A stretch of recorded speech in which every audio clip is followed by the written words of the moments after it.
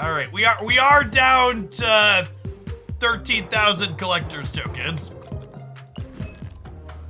Going Baroque over here.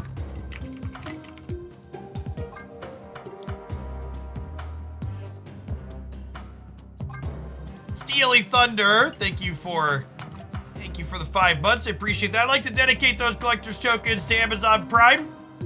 They make this possible. Jack the Mind Sculptor, thanks for the 6 months. All right, I think I want to start in. Let's change our title. We got Kitty Pryde. I think I want to start with Lockjaw. She seems really good with Lockjaw. You can put her into Lockjaw. She pops out. You can pick her up. You can put her back in again.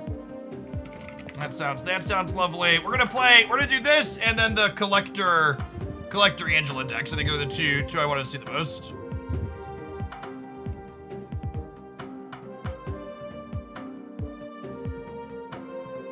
Okalifi, thank you for the 2 months. Appreciate it. What's going on, Rufio? Is Kitty broken? Definitely.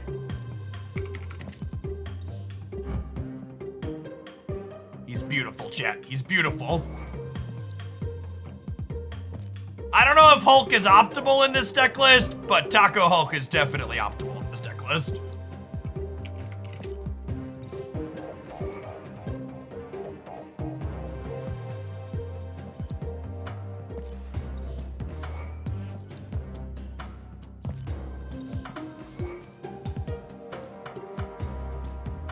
Taco Hulk is optimal in every deck list, right? This is probably a Jubilee deck.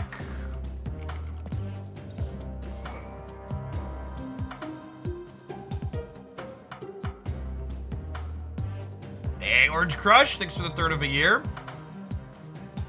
Probably one more 6-drop here. So they're big chunky land, yeah, Magneto.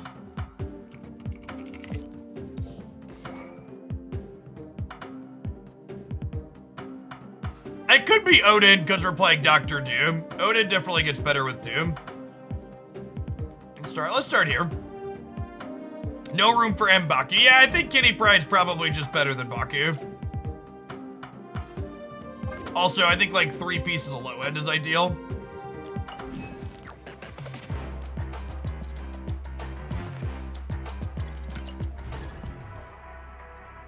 My token shop doesn't have any tokens, it's just a red banner. Yeah, that seems to be a bug with the one that says the new card thing.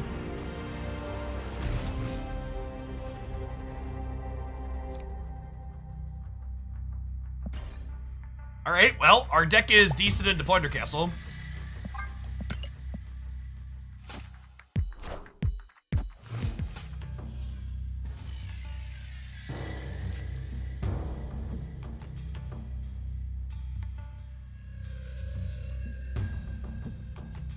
Do I want a Sentinel? Yes?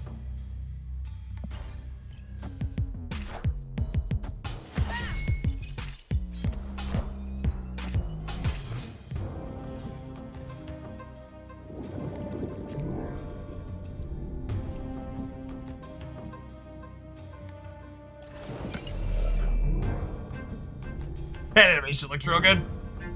I think we're just playing Thor here. Face the might of Asgard.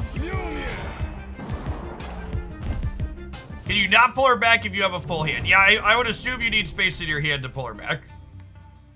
Would be my assumption.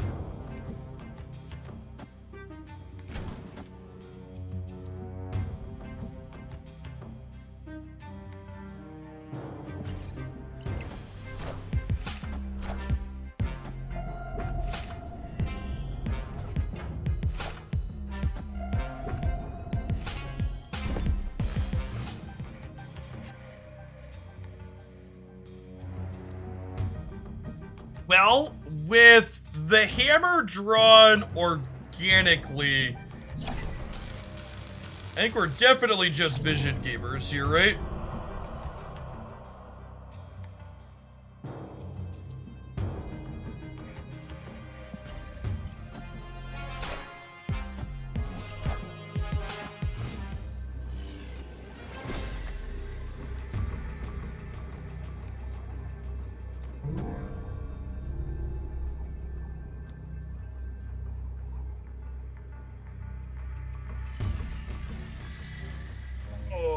Yes, Kitty seems like she has a lot of similarities to Sunspot. Is definitely a accurate, reasonable take.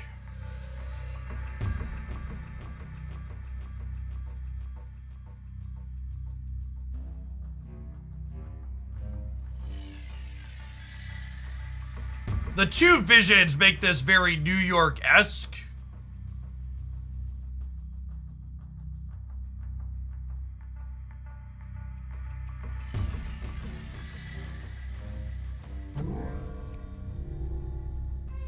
Kind of just like flipping a coin here at the end.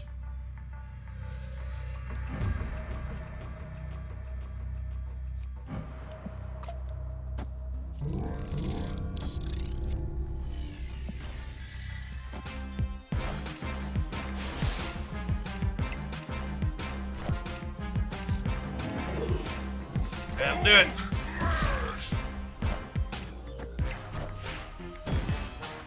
The people that are asking me why we're not pulling Kitty Pryde back, it's because I'm capable of reading the card. She costs 1 energy to play out, chat. So the turns we didn't pull back and replay Kitty Pryde, we were using our energy on other things. We had 1 turn where we had the opportunity to pull her back and play her back out, where we didn't use all of our energy, but she is not free. She's similar to Sunspot in that she is a tool that allows us to utilize unused energy over the course of the game.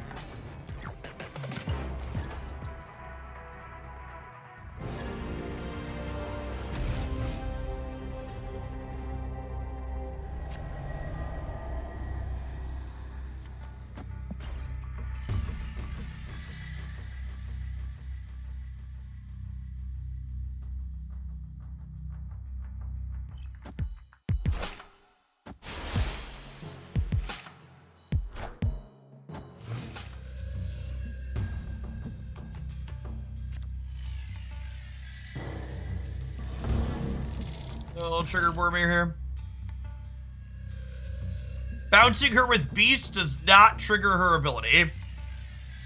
You can, however, use Beast to make her free, and then subsequently be able to play her like chat thinks she works. Goat Seeker, thanks for the prime, appreciate it.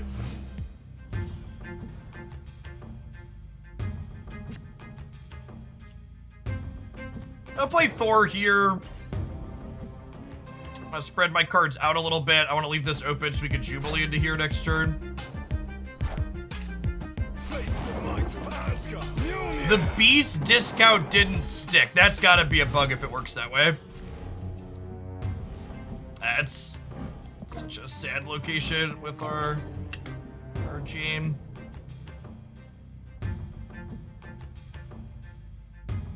You pull her back after Beast, you lose the discount. All right, well then she's useless in a Beast bounce deck.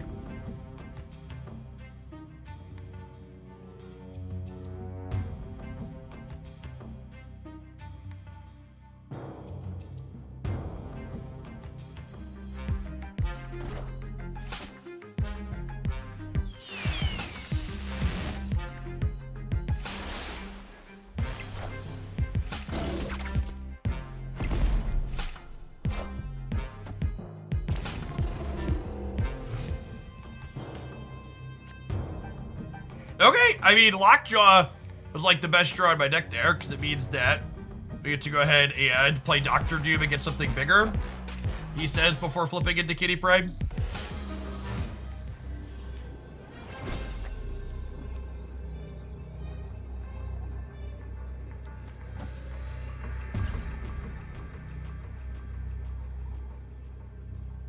Could get Mjolnir, could get Kitty, could get Hulk. I think we still put it in here. Victory.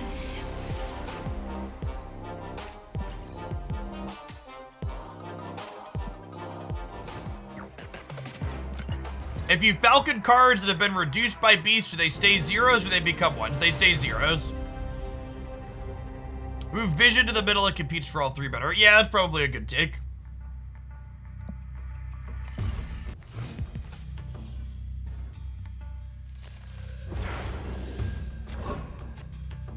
My brother bought a skin for 5,000 tokens by accident. Doesn't it ask you to confirm that you want to buy it and tell you there's no refunds?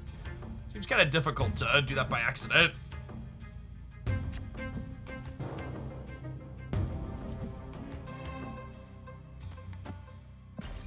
Play a little bit of a dangerous game here. Hey, Jonathan, thank you for the 29 months. Appreciate that.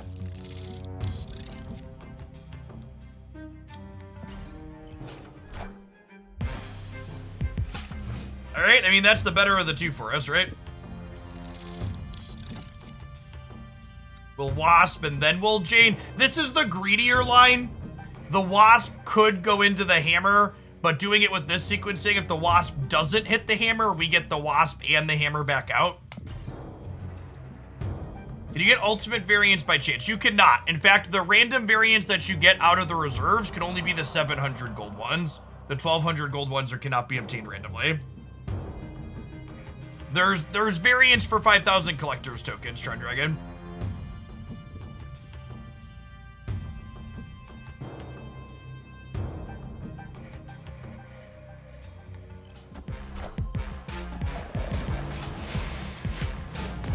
Nice. Greed was rewarded.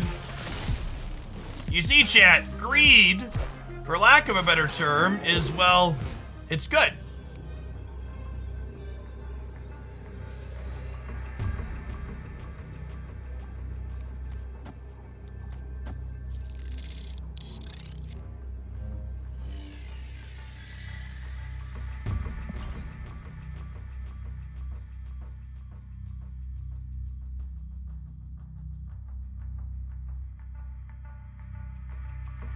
It was the title of my undergrad thesis. LOL.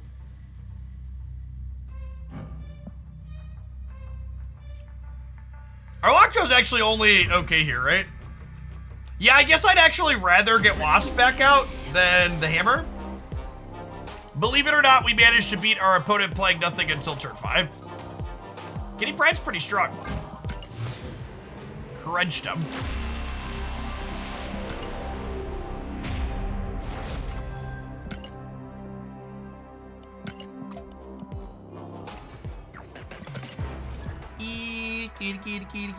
Kitty.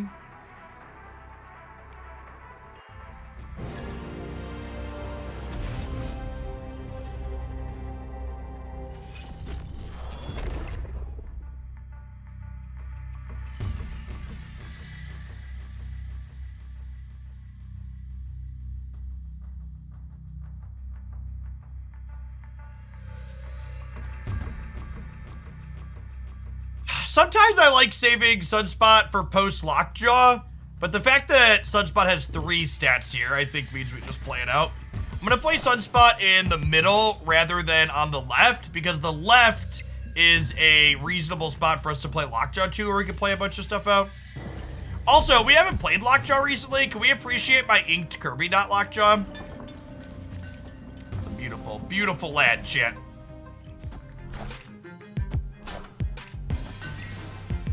Wind, aid my hand.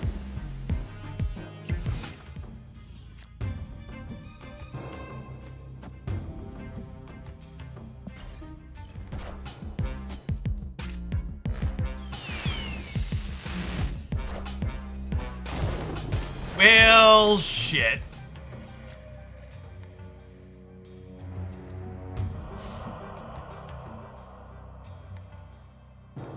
Oof size, large.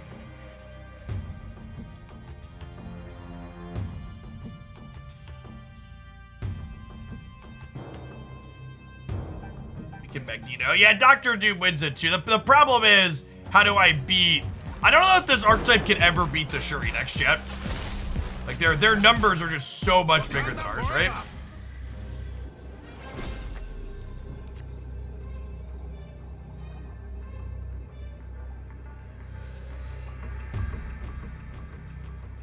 Yeah, they have Zola here. And they have priorities, so we can't even like Magneto to try and screw with them.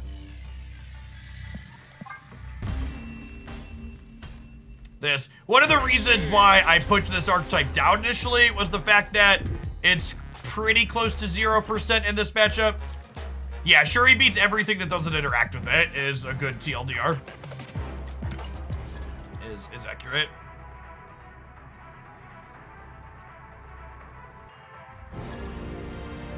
Would Magneto mid have done it? No, they're gonna have a 32 power Panther in the mid.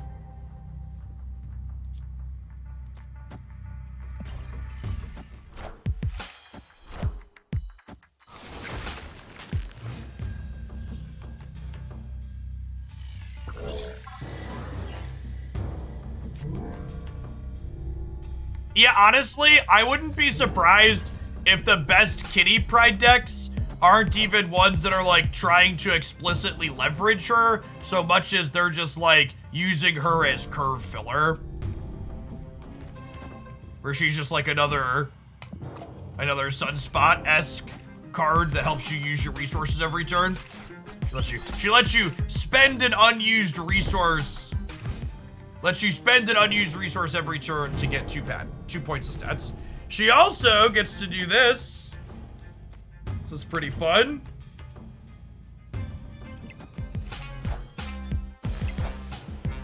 We love that.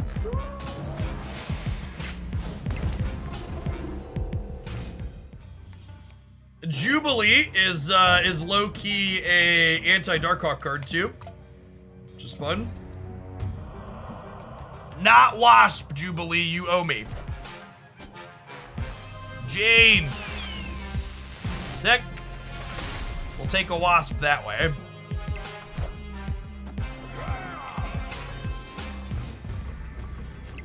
Kitty Pryde can be good in negative decks. I can see that. Is my deck empty? My deck tracker says my deck is empty, chat. Ha. The more you know. Hero, the old 0 power Darkhawk, if you would. It's just like Doctor Doom, play for all 3, right?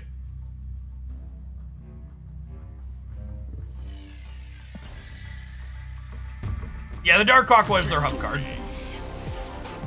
Doom left, activate 2 times. If there's no cards in your deck, Lockjaw doesn't do anything.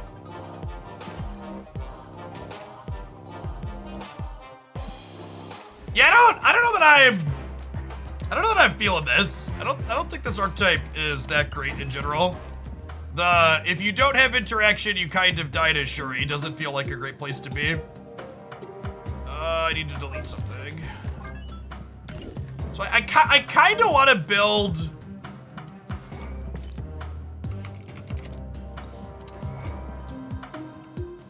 So people are saying she's bugged with Beast, so I don't think we want to play a full Beast deck. What if we just play her with all 3 of... What if we play her with all... She enables all 3 of these cards, right?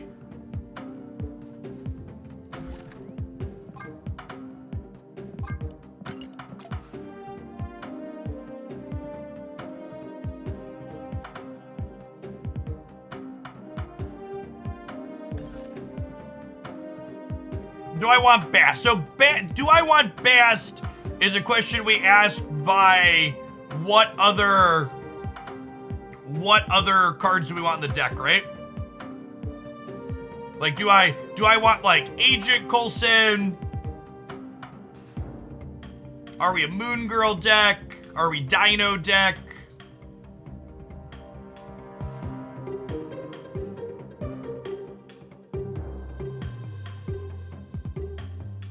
Mysterio and Bast is probably a good place to be. Good. This deck desperately wants a Hitmonkey. It's like never before have I seen a deck that so desperately wanted a Hitmonkey.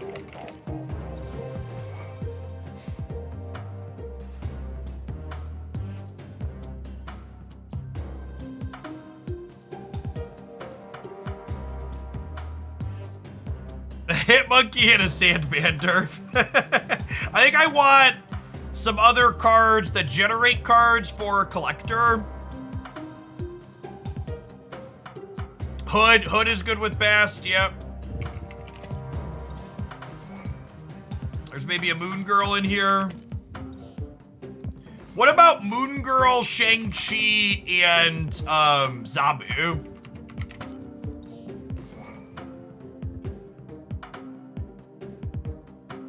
Sentinel could be okay. Is it really a Jeff deck without the hood? That's true, you know.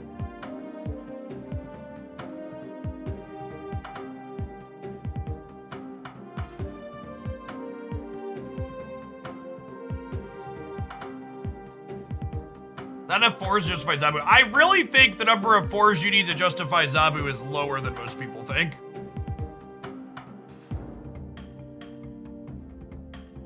Maybe we're not a Dino Mystique deck. I have a lot of numbers already. Maybe we don't need those.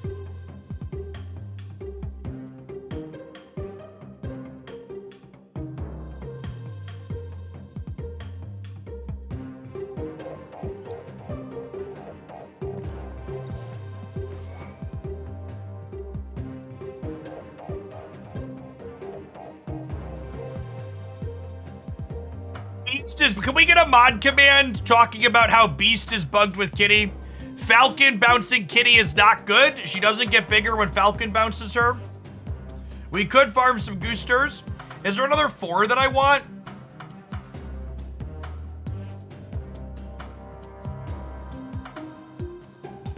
Thank you, Beck. Oh, yeah, it's probably just Chavez, right? That's a good shout for consistency. Let's start here. Let's start here.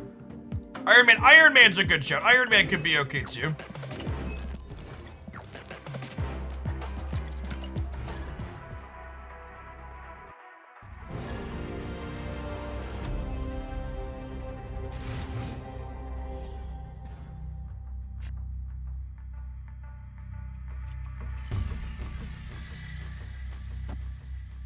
What are the odds they're also a mass deck?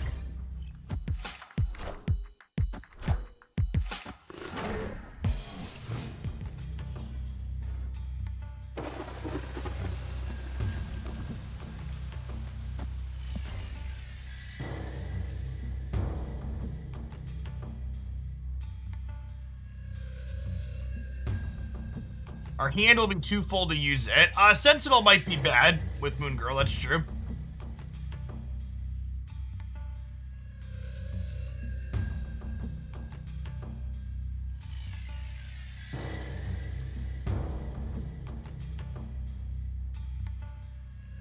I don't open Series 5 cards out of reserve, chat. Only people luckier than me do that.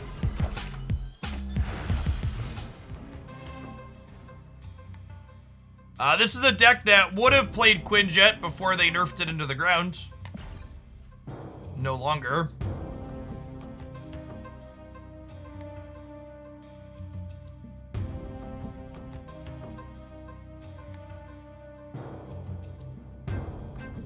Well, on a 2-drop, Sarah could be okay. Yeah, I can see that.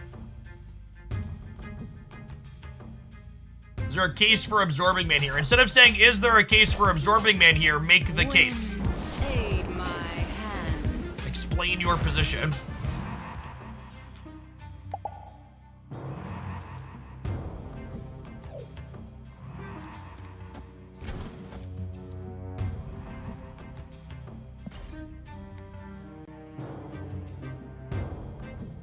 Please, Juggernaut could jack us up here. Thank you, my dude.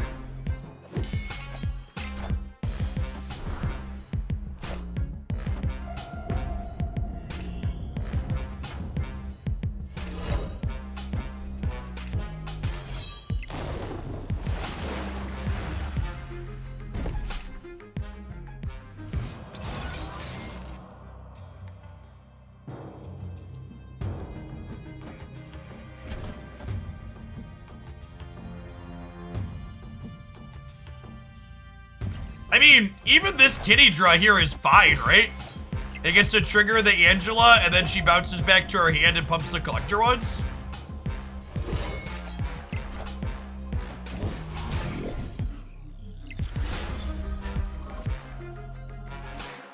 Enough said, Bob.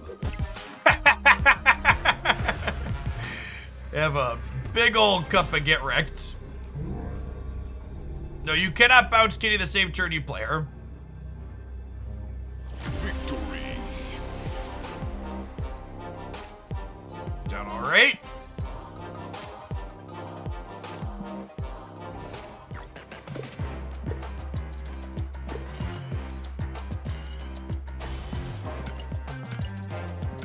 You can bounce and play, but not play and bounce. Accurate.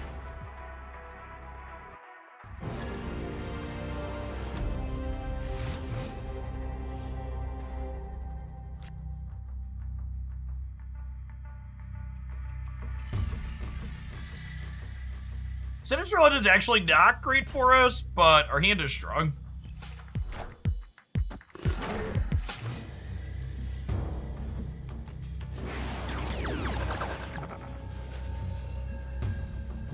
Thanks, game. Appreciate you.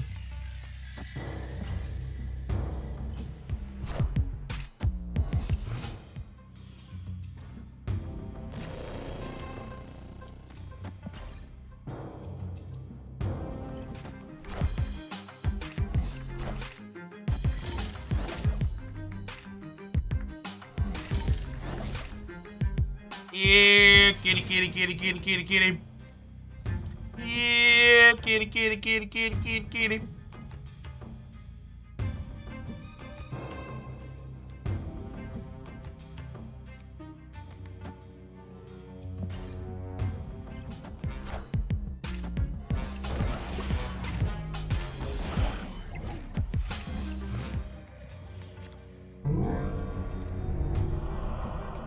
Look at how adorable our deck is, chat. It's so adorable. Is it powerful? No, probably not.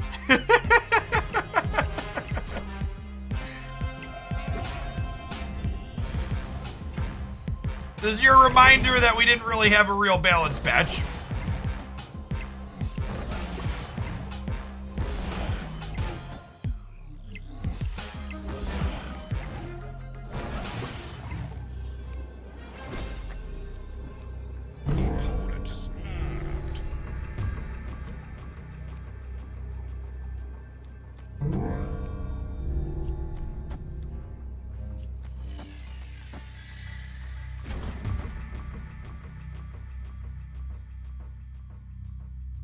I'm gonna give them 3 cubes. I just want to see what our numbers do.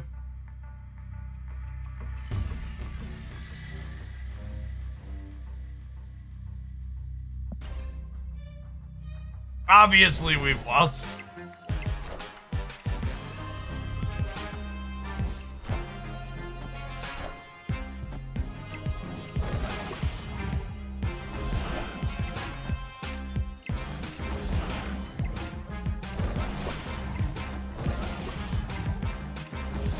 Wait. What? Why isn't she growing the collector? How? Wait. No. Why? Why is collector not going up? How bugged is this release? How bugged is this release? Holy crap. Wow. This, I don't want to say it's the most buggy release we've had because Kang exists, but all right, well, I guess we'll rebuild this because it just doesn't, the collector angle just doesn't work. I assume that's a bug too.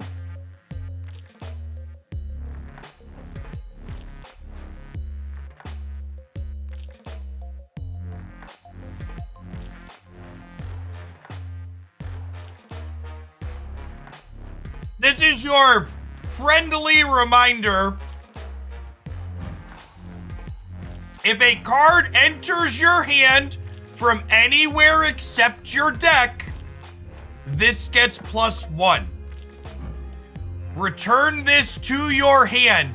Gain +2 power. In order for this to have gained 2 power, it must have entered my hand. So if this is gaining 2 when it enters my hand, Ergo, it should trigger the collector as well because it entered my hand. If it's not triggering the collector, it shouldn't give her 2 power. It's 100% bugged. And if you want to tell me it's not bugged, you better cite a first-hand source from Second Dinner saying it's working as intended. Okay, let's rebuild without collector since that's broken. All right, what are we doing?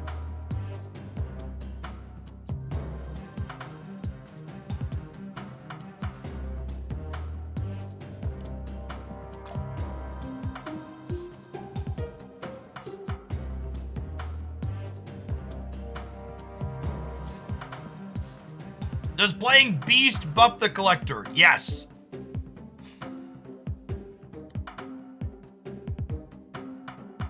The Beast bug I could almost give him, like, Beast is kind of a niche card, but, like, the collector feels like a very obvious synergy that should be, like, man, I don't know what happened there, but that definitely feels like one that should have hit QA.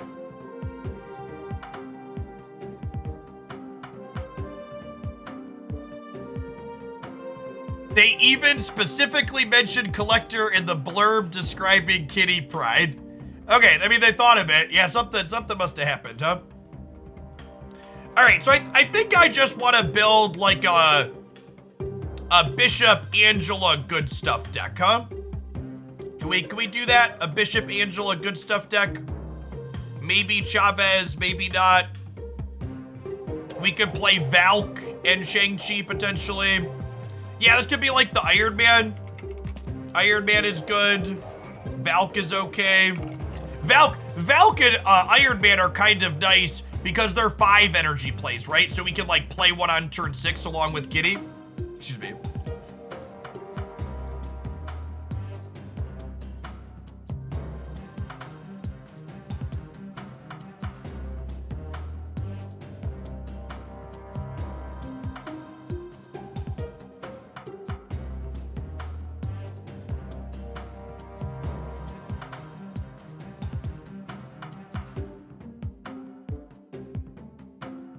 Falcon doesn't make Kitty bigger, chat.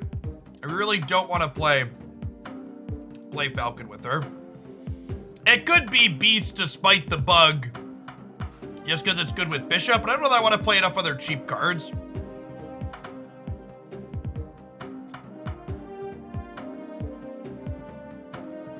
Mystique, I don't know that I love Mystique with only Iron Man. I feel like I'd want more than just that. We have a few different numbers. I think I just want like another utility card here, honestly. Because we have like Angela for numbers and Bishop for numbers and Iron Man and Valkyrie are like all numbery things. What are other like cheap utility cards we can play? Obviously we can't play Killmonger in our Kitty Pryde deck.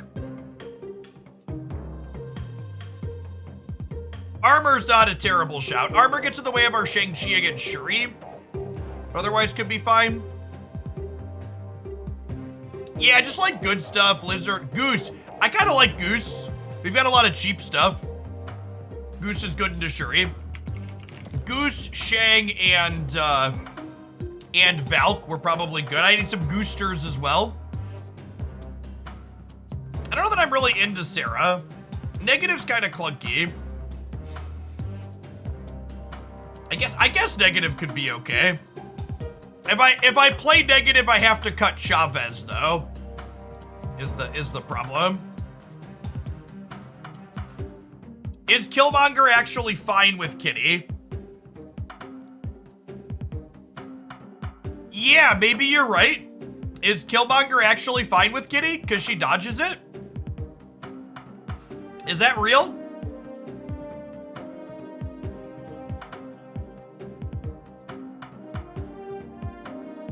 Yeah, I could buy that for $1.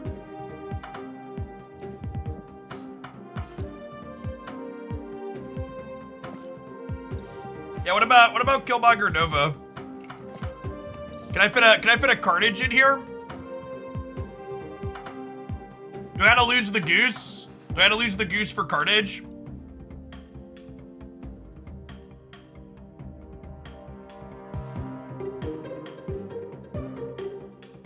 I think we lose the goose for carnage.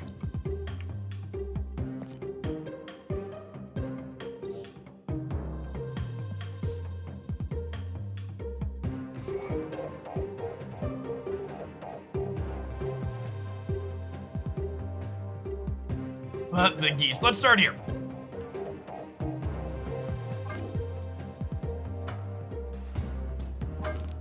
I don't know, chat's making me doubt myself. Do I need the Iron Man?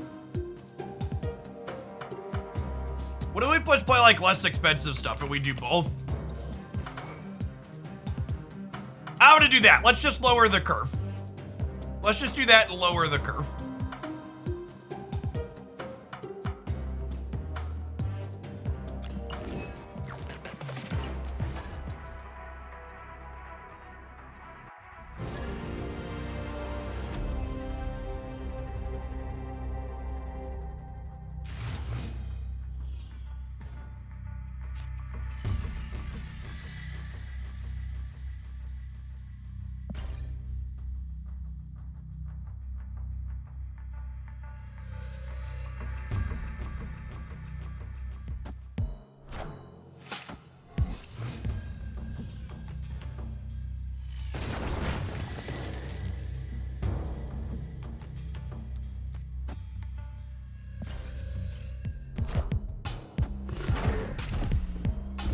I don't mind not passing unless they armor us.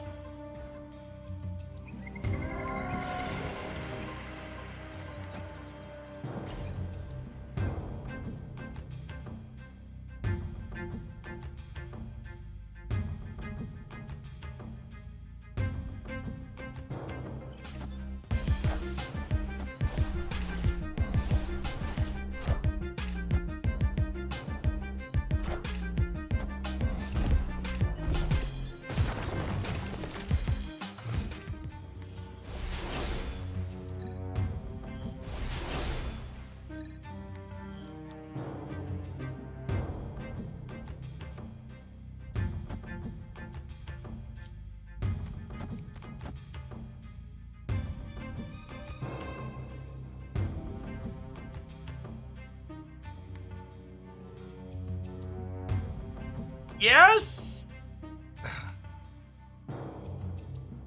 Leech would be very sad here. Listen, chat, I've never beaten a leech in my life, but I'm not about to start today, okay?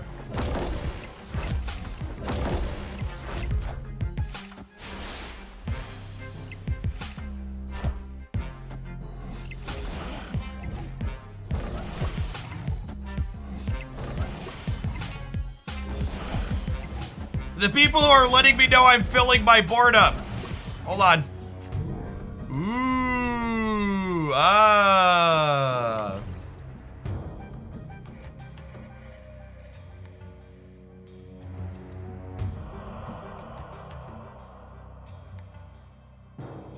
Opponent snapped.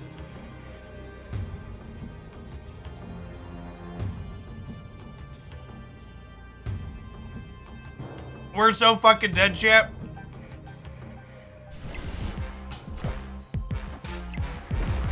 Wait, what? You snapped a leech? Excuse me? Get the fuck out of my game. I'm sorry, what?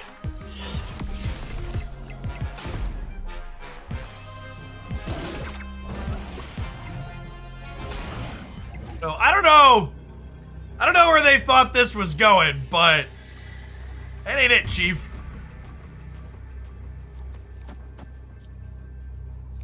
That certainly is not it. Leader brain. It is big leader brain energy, isn't it?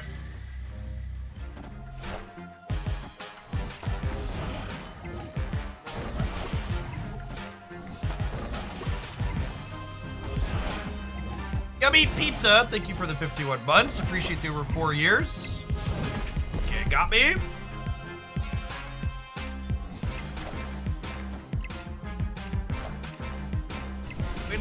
Winner, Shang-Chi dinner. Victory.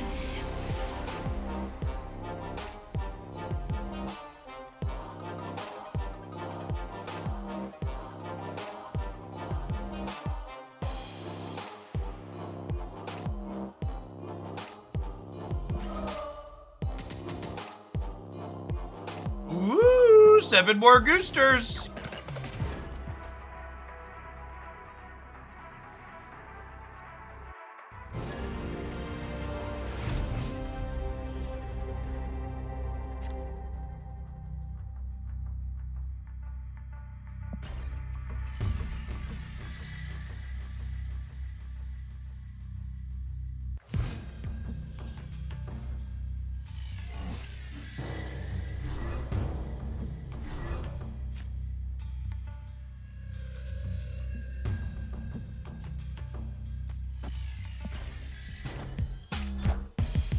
I guess it's Kitty this turn. And then we like Goose plus Kitty this next turn.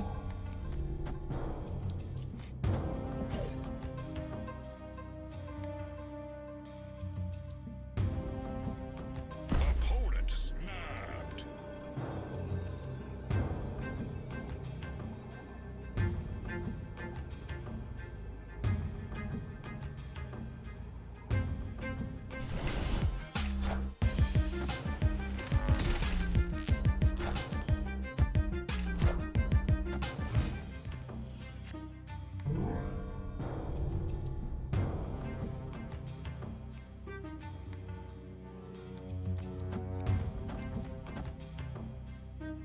Think we do this? With the plan being to Carnage over here next turn? I mean, if they're Galactus, they're kind of screwed. I think they're just like a regular ramp deck. They get Sandman and concede.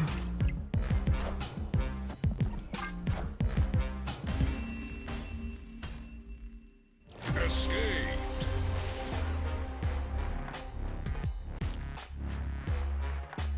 For everybody that's excited about Hitmonkey next week, this is a preview of what Hitmonkey release night is going to be. I am fully ready to post a 2-minute supercut of my Hitmonkey decks getting Sandman after losing with it for 2 hours on release night. Leech and Sandman are toxic, obnoxious designs that should not be necessary. I think Marvel Snap would be a better game if it was balanced so those cards weren't needed.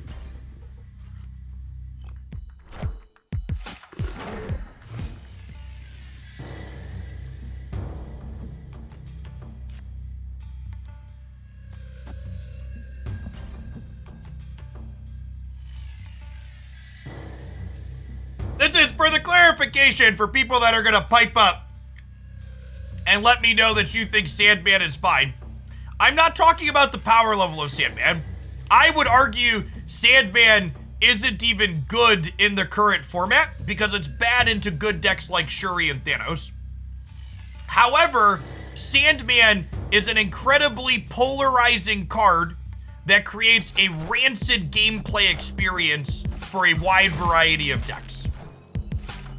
So when I say I think Marvel Snap would be a better gameplay experience if that card wasn't necessary, what I mean is, I think the games would be less polarized and more interesting if Sandman wasn't a card that existed. It is a heavily polarizing card.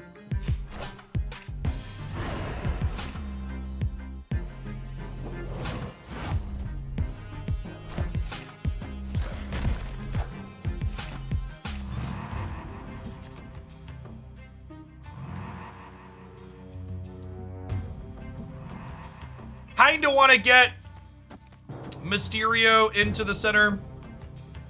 So I think we play at the turn. And we'll play Hood to the left because we're going to Killmonger next turn.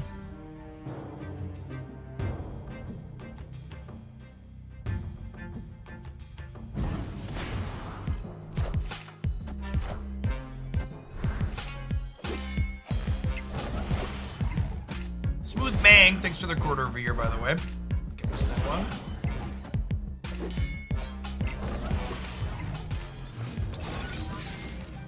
I think an appropriate text line for Sandman that would accomplish a similar goal to what the current Sandman says is, I think Sandman should say, cards can't have their costs modified. So they can't be made cheaper and they can't be made more expensive, and you are locked into playing an honest game. I think that would likely accomplish like the goal of that card, people not cheating and doing crazy things all in one turn with stuff like Sarah or stuff like Beast.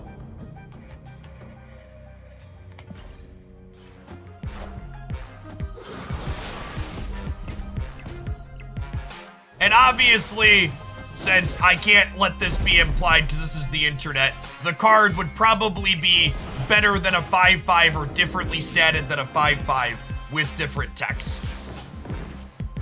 And how do you balance all of the details? I don't know, chat. It's not my job to balance the game. It's just a loose idea. So feel free to not choose to nitpick it to death because it is just that, a loose idea. Victory.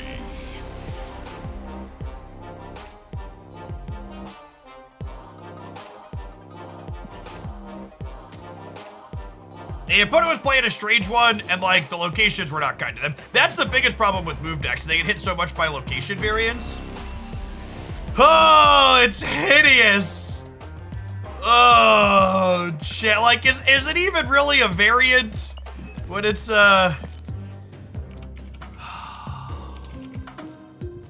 It puts the pixels on the skin or else it gets the hose again. It's Pickle Rick. It does kind of look like Pickle Rick. It's truly terrible. Gotta tag the video as NSFW for YouTube now.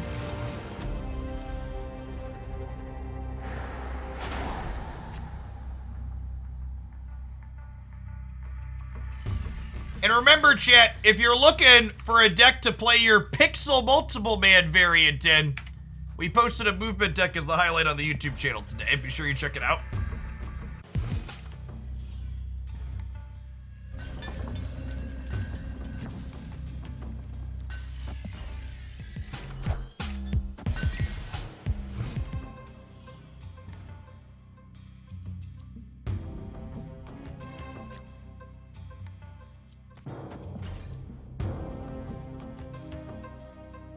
We're not so great at drawing our one drops so far.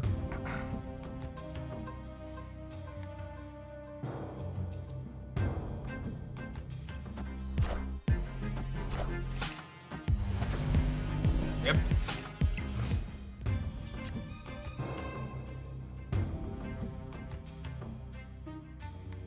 Opponent snapped.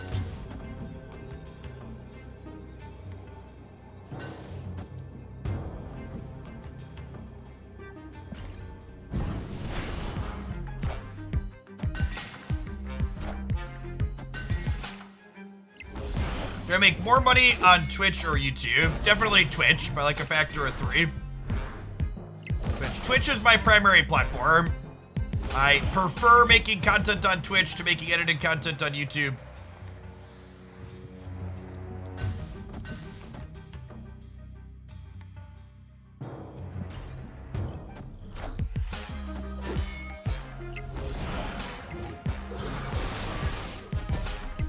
Their Strange Academy could punt this into the middle, and then that's very bad for us. I hate everything. Our goose is stopping our interaction.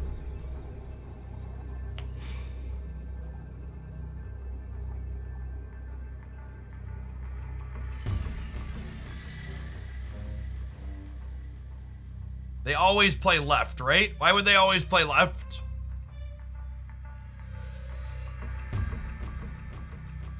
Explain your thought process to me.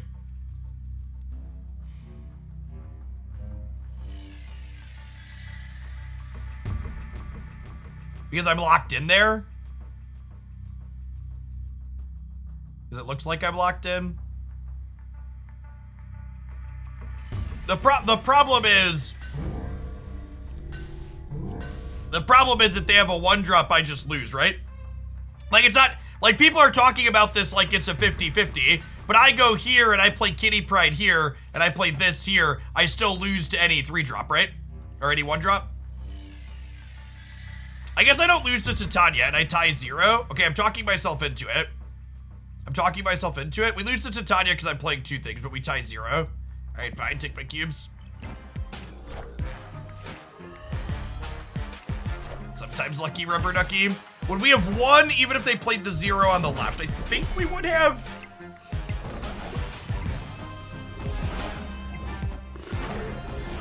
Because they would have been -8 in the center at 38.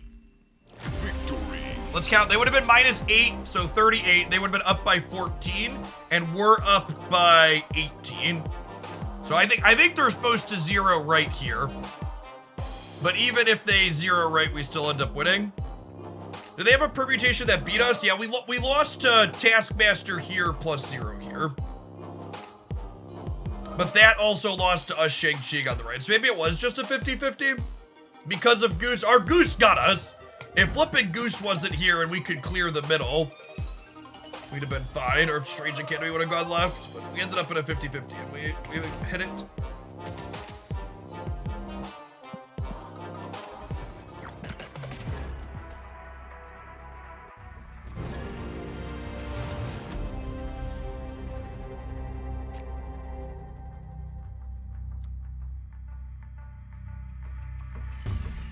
I really don't want anything randomly out of the quantum tunnel, do I?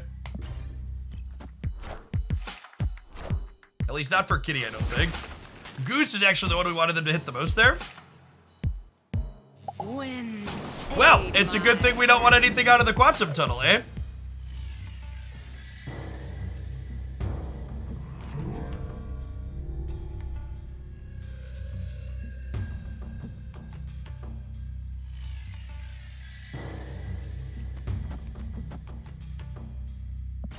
Yep.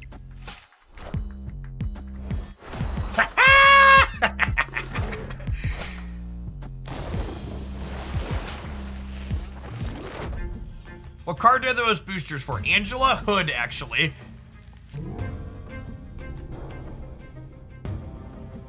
Brown!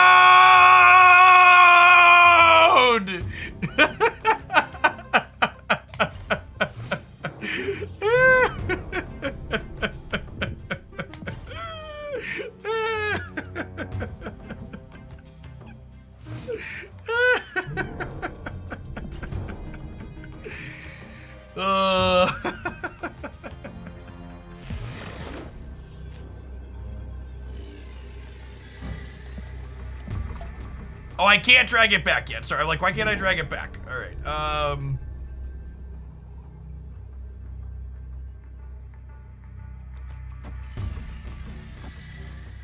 we're just gonna, like, lose to a 6-drop, right? We gotta go. That's so sad. Our hand was really good. Stupid location. Escape.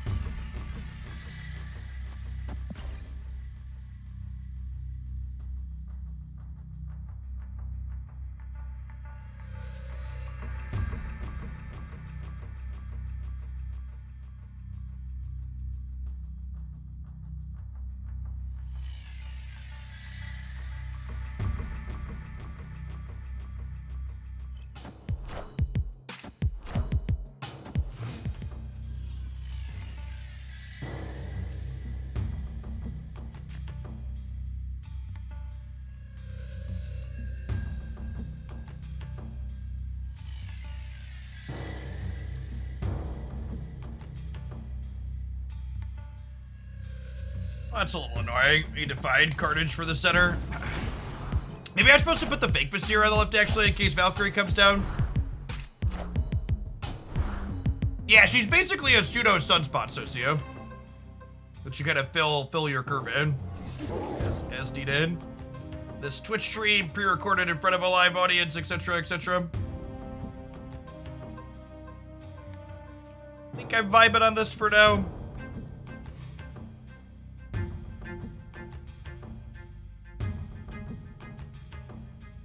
I have a DM from someone telling me that Kitty is buffing their copy of Collector, and maybe my thing had an issue. Maybe it was funky because I had multiple kitties.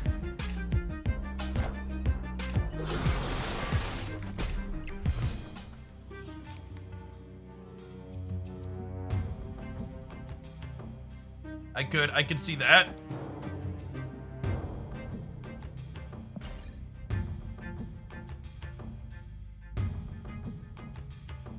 Oh, it's probably because they're not playing it back out again immediately, yeah.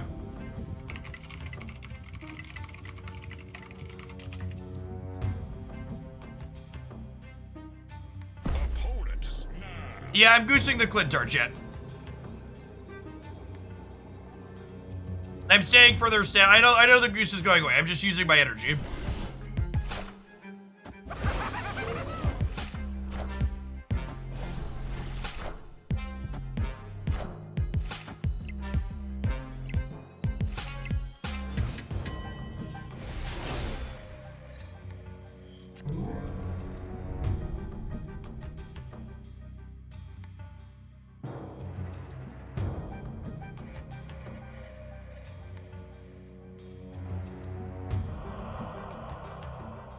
I could Valk the Grand Central, or stay with me here. Grand Central could Valk itself.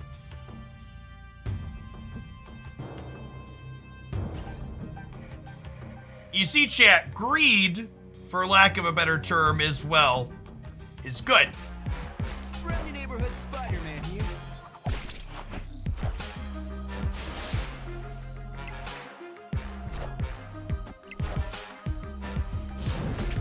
Never lost a 1 in 3 in my life, chat. Before today, Shiggity Shrek brutally wrecked. Escape. The problem here is, if I Valk here proactively, we're probably still losing, right? Because if I Valk, sure, we go to 12, but they go to 6, and then, like, they get a free thing, and then they're probably adding enough power to beat +6, right? So obviously, we're not a favorite to have the Valk go in there. But we could just chill. We could Kitty the Grand Central, and then Valk on 6. Ooh, that's a good thought. Yeah, I think that's a good line, actually. I didn't think about that. It's a good call out. ArcV2, thank you for the 2/3 of a year. Welcome back. Tier 8, thank you for the 2 months.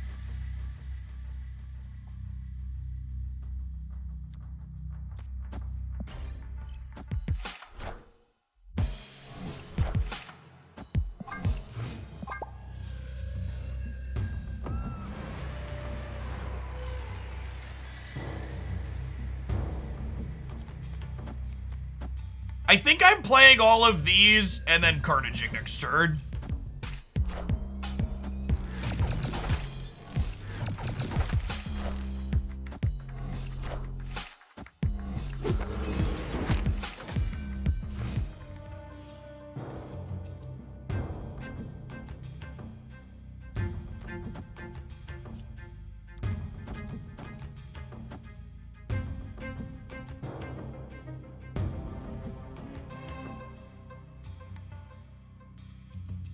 I'll wait on this and see where we end up at here.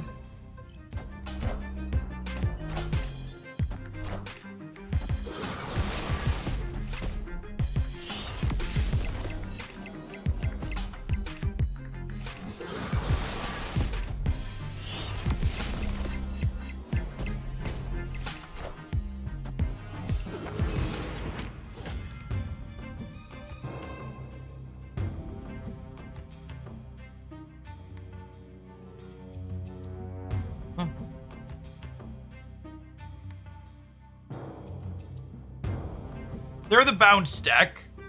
I think we're goosing Sinister so that way we can prevent them from copying a Darkhawk.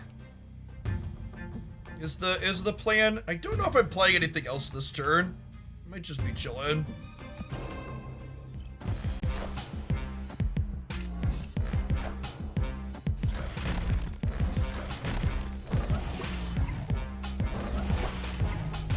Is a Falcon here on the right? Yep.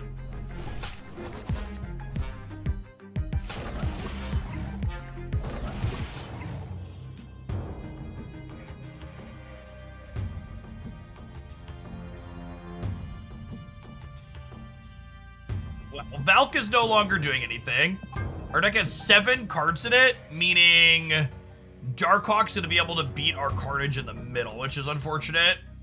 I think we're actually just passing again, which doesn't feel great.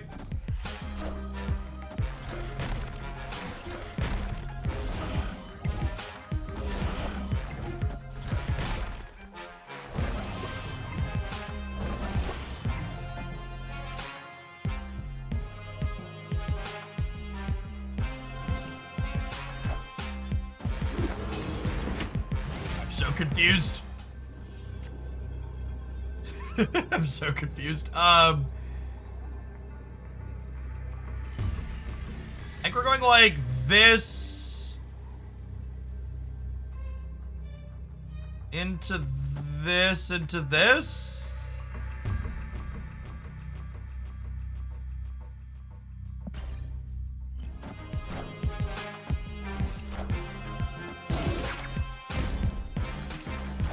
Oh, we lost a point here.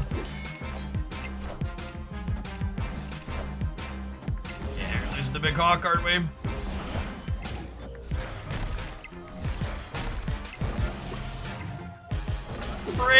Breaker!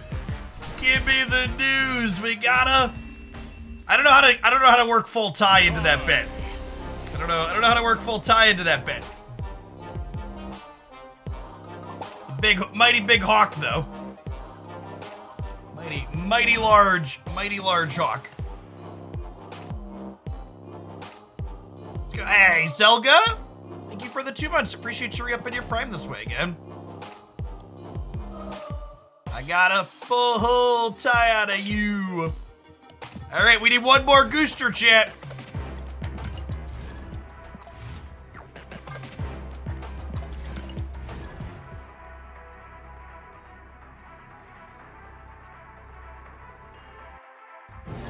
Give me the news. We got a game where we neither win nor lose. That's pretty good. That's pretty good.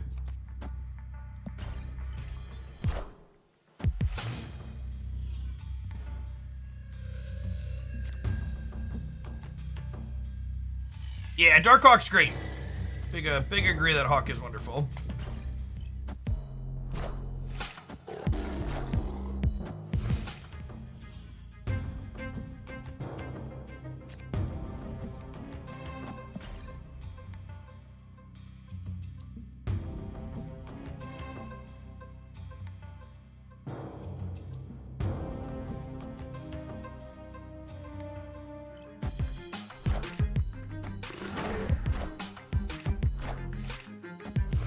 There were a few comments in chat for people asking me for my opinion on Kitty Pryde. As is always the case when it's been an hour after we played the card, sometimes even a couple days after we played the card. I don't know yet is the answer. You gotta take some time, take a deep breath, figure out what's good, bad, or otherwise. Iron Man. It's like Mr. Negative deck here.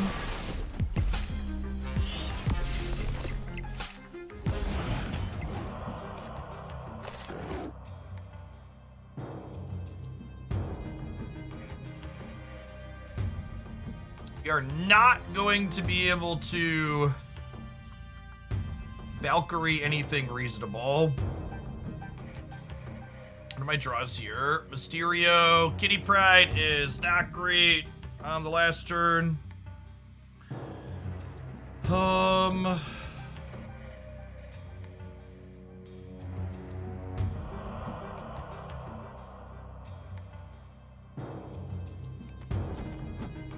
We're just doing this. We're obviously punting the left.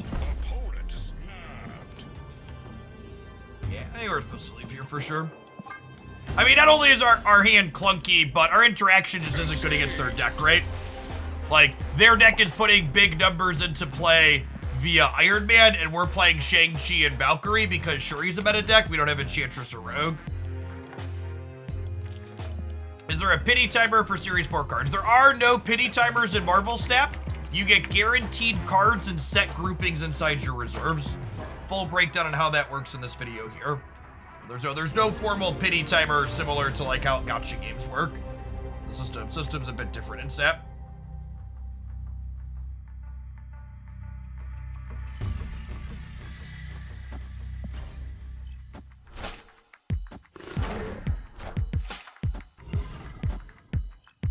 The YouTube video with Darkhawk decks. Yeah, there's a ton of Darkhawk decks on the YouTube channel. I'm glad more people are getting access to that card because historically speaking, those videos have performed pretty poorly. He's one of my favorite cards to play with.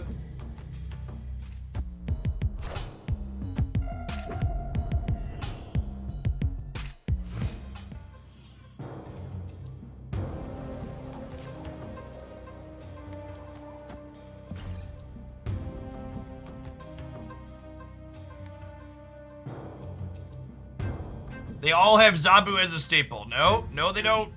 There's a 10-minute timeout, so you can go look at and see how you're wrong.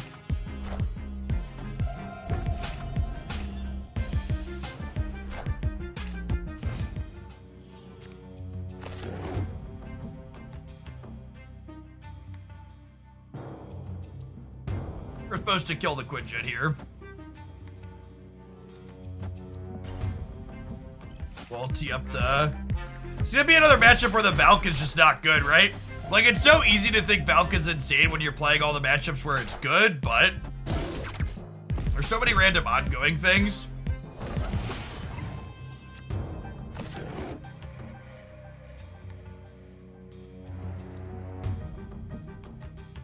All right, on time.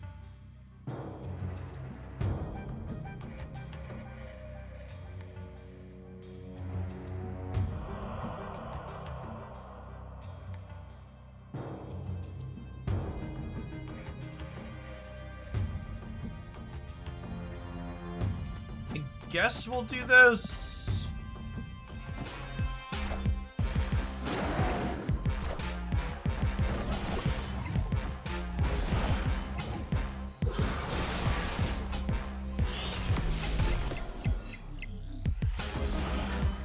I just don't see how we have any route to win from here, right? I guess this gives us plus here, but like we're just like dead to Mystique or anything ongoing big, right? They can have Darkhawk as well. Our deck has 5 cards in it, so Hawk's gonna be 21 over here, and we're only going +2. They have Zabu, so they can sneak it under the goose.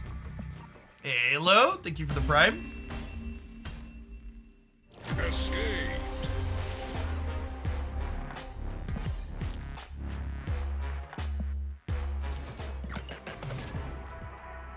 Yeah, they can even Hawk and Mystique as a good call out.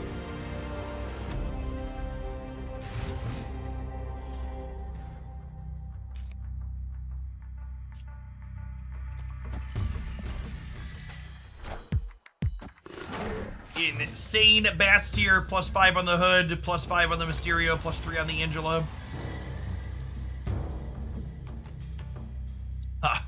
Am I happy drawing Vibranium?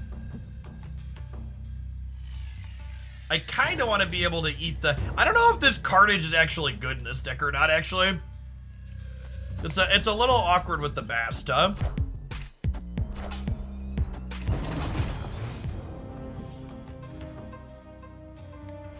Downgrades happen at the end of each month. Nova's a good pickup. Or not the end of each month. Whenever we get a patch, you get downgrades. Anything about Mr. Negative? I think Negative is very reasonable against Shuri and very bad into Leech and Sandman, so it depends on how much of those other cards you see wherever you're playing the ladder at.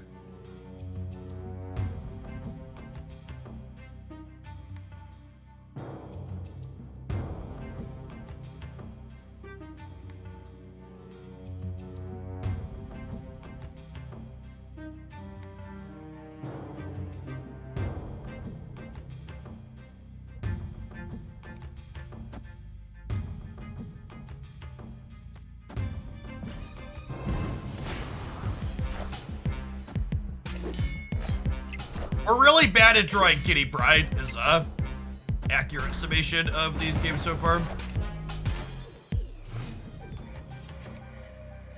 Here she is. She's just talking shit.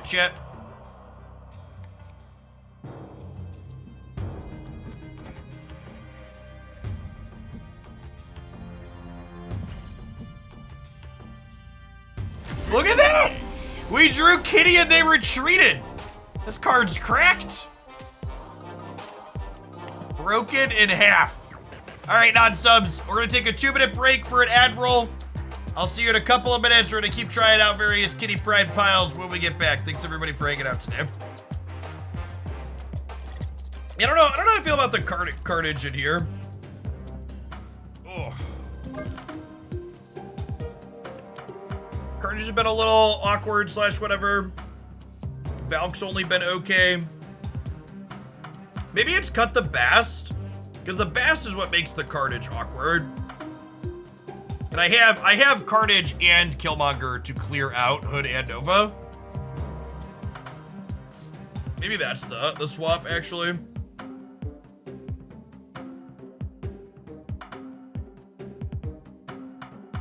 We could fit in Enchantress as a different tech card. Cover us on some of these Iron Men that have been beating us up. You got another thing to break Valk parity. I suppose we don't have a ton of ways to break Valk parity, that's true. Yeah, Bast and Carnage are a little bit at odds. I don't know that Warhead's great here. I don't have Daredevil or anything like that. Want to be a Storm deck. I don't really have other cards that play well into the Storm path, right? Sentry's not a playable Marvel step card. Chavez. So my bar for Chavez is how many cards do I have that I want to draw on the last turn of the game? And like Killmonger, Shang-Chi, and Valk all kind of fit that description. So I think that's probably it. I also kind of like the idea of the top end of our curve being like 4s and 5s. So that way, we can play Kitty out on the final turns. You want Bishop, Angela, Kitty early. Yeah, but that's like a lot of cards we want early, right? And I don't really need them in a guaranteed particular order. Yeah, Arrow could be okay. I think Arrow's still very playable. Rescue's kind of a tough sell. Like, I really don't like playing Rescue in my deck when everything else in my deck dodges Shang-Chi. Like, ideally, you don't want to add a Shang-Chi target to your deck.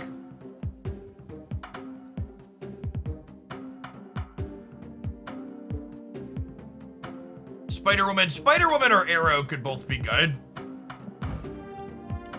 Spider-Woman's got some stats. It could also just be another cheaper card too, though, that works well with Goose. We like just play like Polaris. I honestly don't hate that either.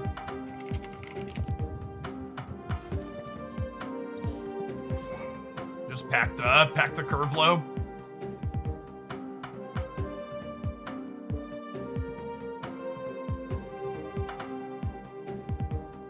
It could just be like a Sarah deck too, though.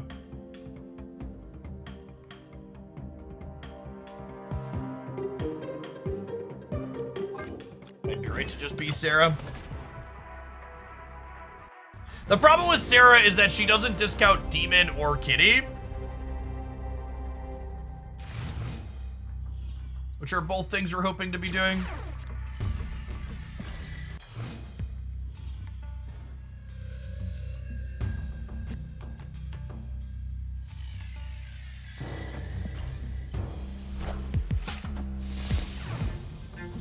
Hey, thanks for the 5 months, Cade. Appreciate you dropping that off again. Bishop into the Baxter building.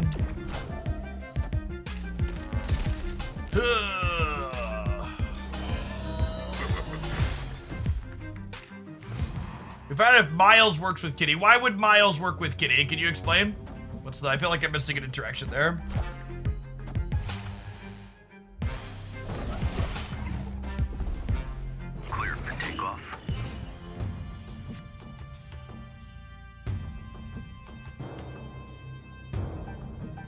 Yeah, unfortunately, the volume on the adverts is not something I have control over.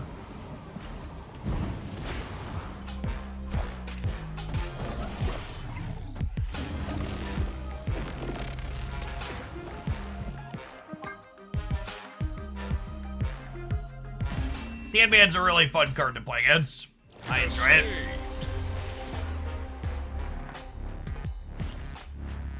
Feels like Kitty is weak unless she's drawn early. Yeah, that's how one energy cards tend to work.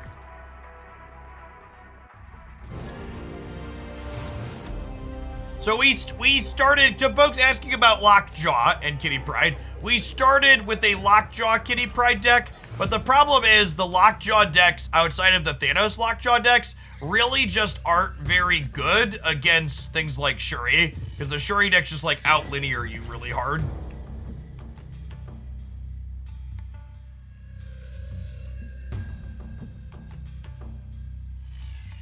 It's hard to be a deck that's, you basically can't just be linear against the Shuri decks and hope to win. You have to be interactive in some way, shape, or form. All right, well, we're definitely snapping the Killmonger kill your sunspot into Hood on bar with no name.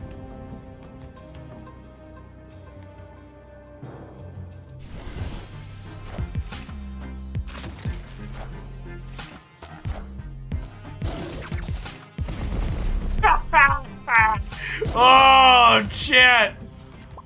They had a family. They had a family. I wouldn't do it. I wouldn't do it. Don't tell me how to live my life.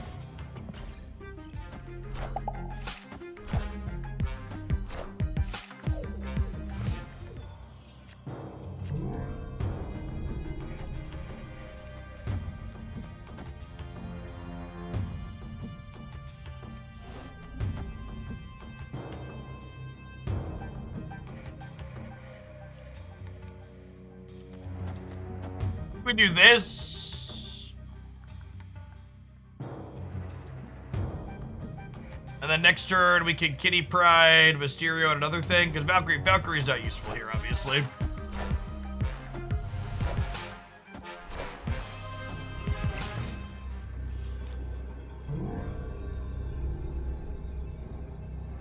So Bishop, pull you back, Mysterio, Kitty Pryde. I assume they're leaving. Yeah. Victory. Game kind of ended on the Killmonger turn. No, yeah, you can pick her up and put her back down to the same turn. She basically lets you spend an unused energy every single turn. It's a curve filler style card that seems similar-ish to Sunspot is the best way to think about her.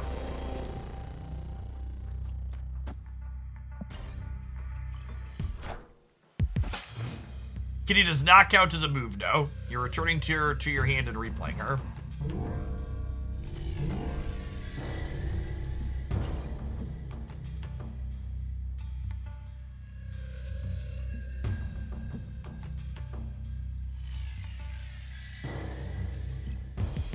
Is Kitty worth 6,000 tokens? No cards other than the Perpetually Series 6 cards are worth the tokens. That's my story, and I'm sticking to it. I wish I had Killmonger teed up here so we could play the Nova out to this path, but for now, I think we just can't. Oh, you want to goose the Nexus? Yeah, it's probably great, actually, right? Oh, snap.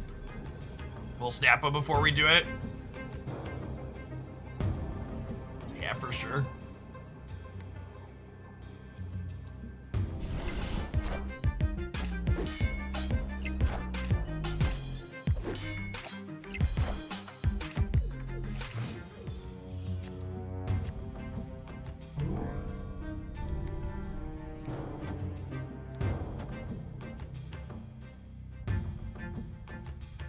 Doing this is playing this out is bad if I draw Killmonger next turn. I think we just vibe for now.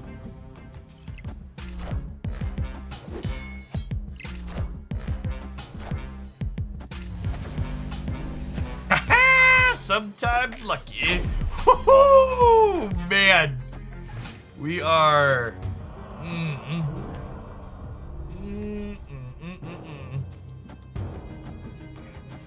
We drew the Killmonger too. I wish their Polaris would have lived. That was such a good game for us. Oh, and that one might make the highlight reel anyways. Our engine got fully online there.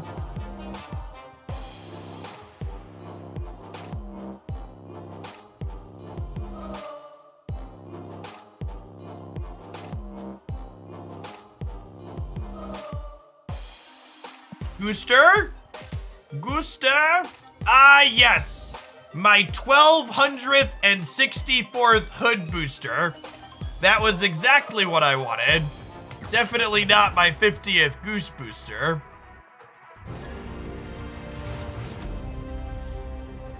Opponent and I having our own private Conquest match here today.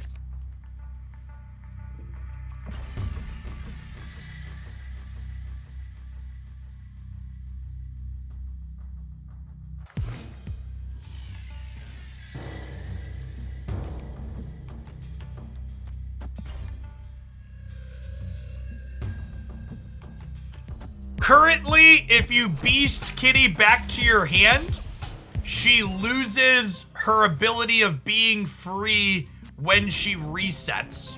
And we don't know if that is a bug or a feature. I would assume it's a bug.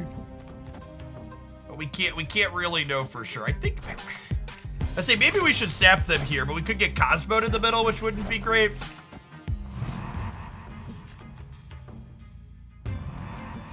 All right, Polaris and I are gonna play a dangerous game with the rickety bridge here. They have priorities, so hopefully they're gonna put out some other ones and twos, but there could be the rickety bridge might be about to get a little loosey-goosey here. Opponent snapped. Is this I'm Cosmoing you, Step? We'll find out in a second.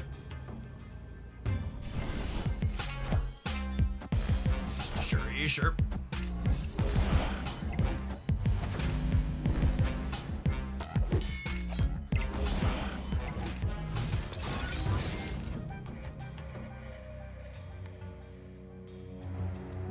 So they, like, assuredly play their big thing here, right?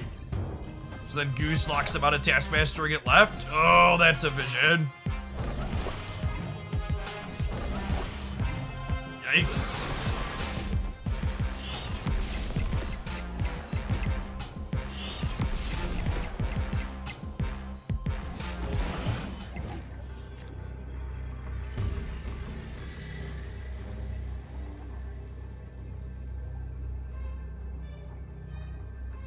So this into this into this ends me up with a 15 power cartage in the middle, but that's not good enough, right?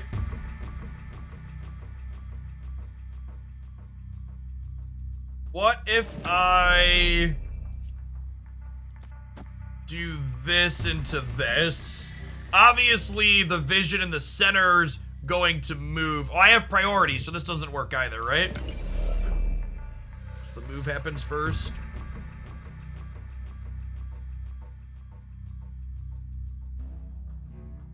Are we retreating?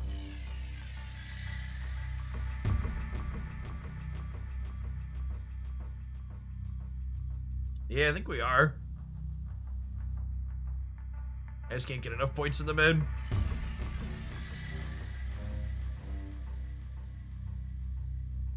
Rough. Vision is so good, chat. If your Shuri deck doesn't have Vision or Captain Marvel in it, you're misbuilt. Those two cards are both so good inside of the Shuri deck. Why can't we Carnage and Mysterio the right? Because then they put their Vision into the right side location. No, wait, into the right, because the right was locked up. Yes, the 4th repair in a row. We'll have to take 30 seconds and wait to queue after this one. Global matchmaking and wider MMR bans, please, Marvel Snap.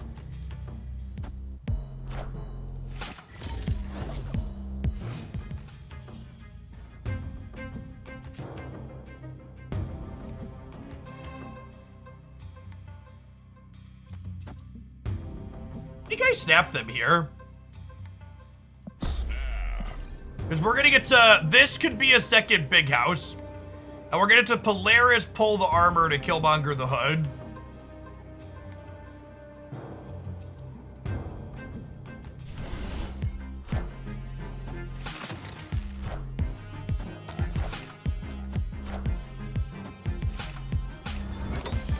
All right, 25% of the time it works every time, chat.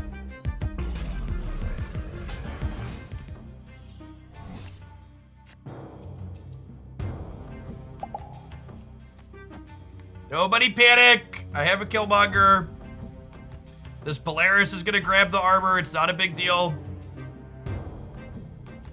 We're 25% to be in this game in a really big way.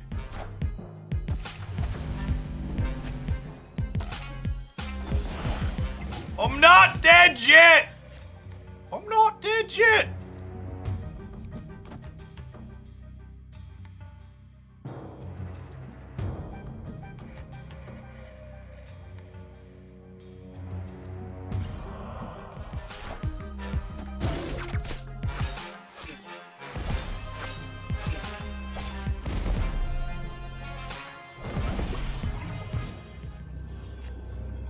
It's merely a flesh wound. And we have priority here, so now we can leave. Alright, we're gonna wait to press the play button. Oh, we got a Gooster! Alright, chat. Send me your energy. Send me your energy. One inky goose, please. One inky goose. We'll also settle for gold background. This is our 5th goose split, I do believe.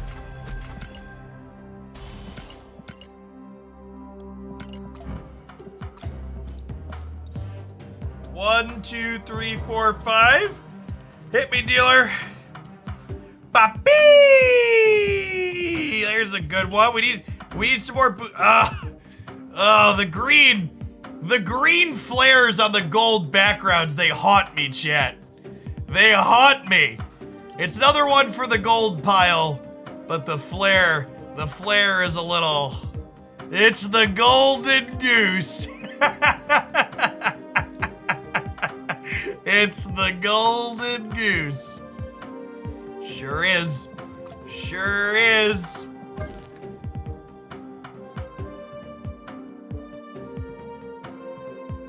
Alright, maybe we can have a different opponent now, please. ICANN has a different opponent now, please.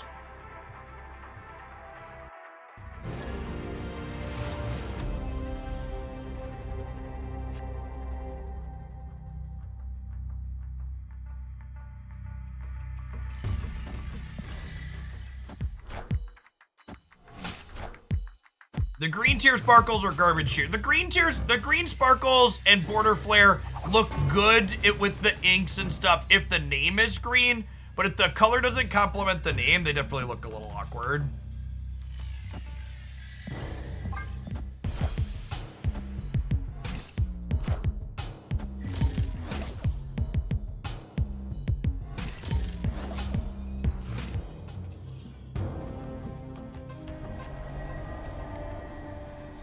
For anybody that's wondering, our current game is a textbook example of why the Destroy archetype is not competitive in Marvel Snap.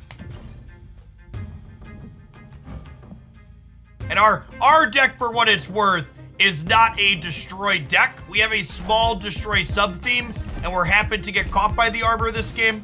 But in general, I wouldn't consider our deck a Destroy deck, so much as we're a deck that's some Destroy cards, but that's why, like, Deadpool and Nimrod and stuff tend to not be particularly good. That being said, might be too much to overcome here at this point.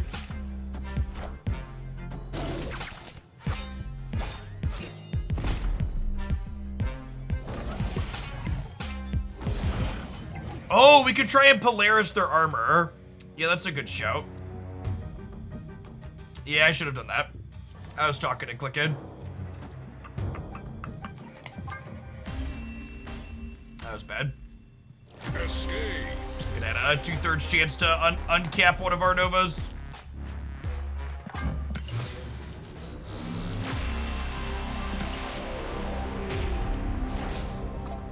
Yeah, armor is a card that I think I wouldn't mind seeing a redesign to. I think armor only protecting your side instead of being a disruptive card would be nice. You could also make it so it protects a little bit better. And like maybe it protects against Killmonger.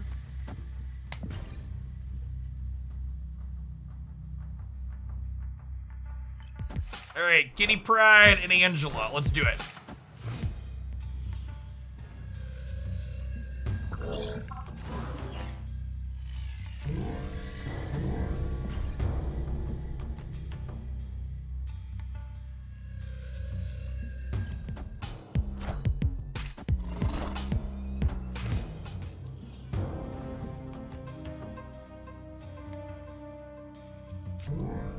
Strange Academy is a little annoying. I think we just like play off curve here at this point.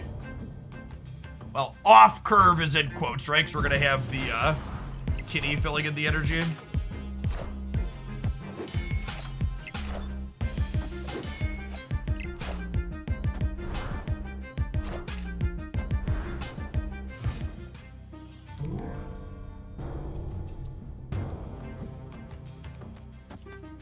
So we do this, and then next turn, we get to go Hood into Killmonger into replay Kitty.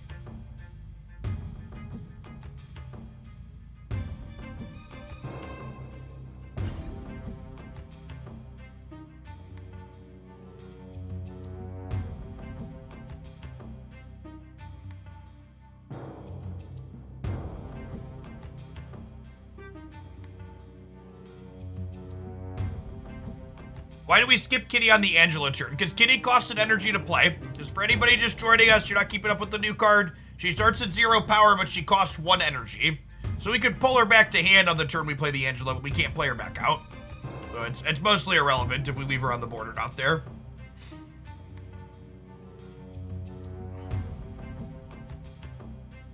Checking in, announcing my arrival like an airport. What's going on, engineer? You're always welcome to let us know when you're here.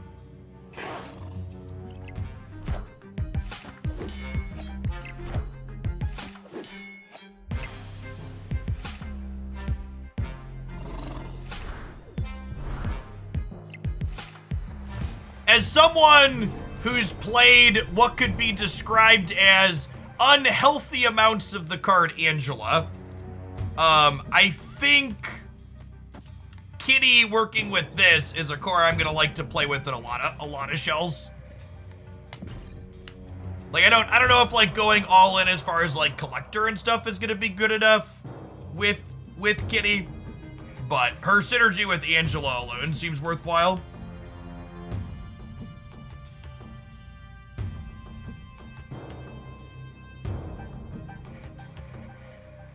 Yeah, Kitty Angela has 4 stats for 1 energy, is accurate, which is just like an incredible rate on its own, much less at a repeatable rate.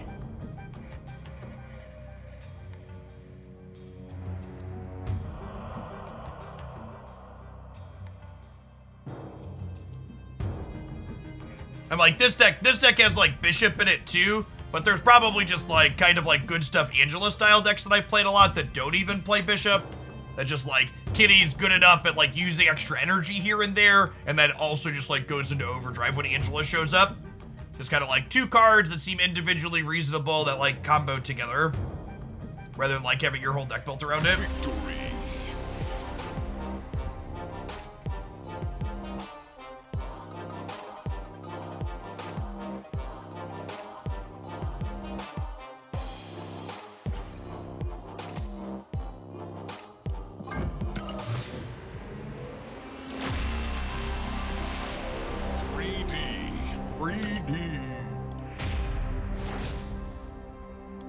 I would assume negative Kitty Pryde keeps her cost reduction, but also Kitty Pryde isn't really a card you want to draw after you play Mr. Negative, right? Like, I don't want a card that weak to be one of my supposed to be powerful inverted draws.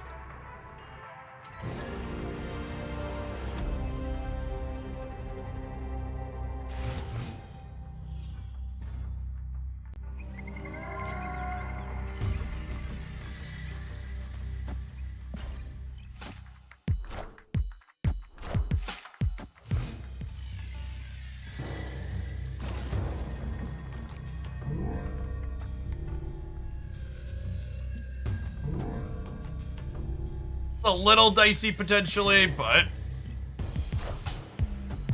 I really don't want to play Angela into the Eternity range if I expect to be losing there.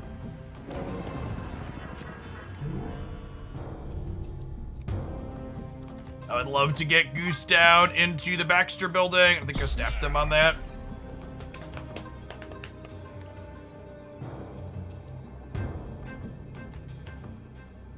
Golden Goose looks so good next to Golden Angela. Wind, aid my hand. I think I'm punting the flooding here.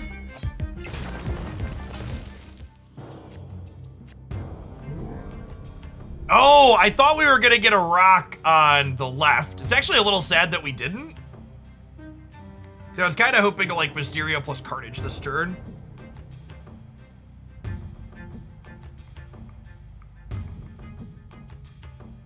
I don't think I want to pull Sunspot into the Baxter building, right? I think we just like leave it here and fight for this side.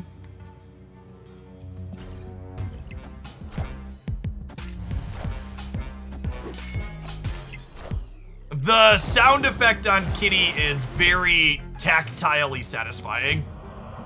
They did a great job with the audio design.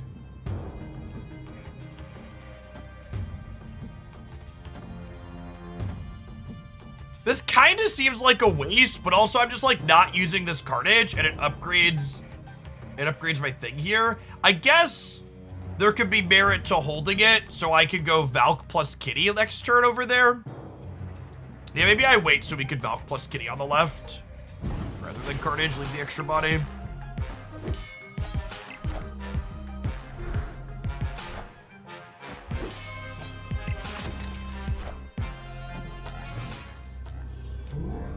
Yeah, I think this is the play, right?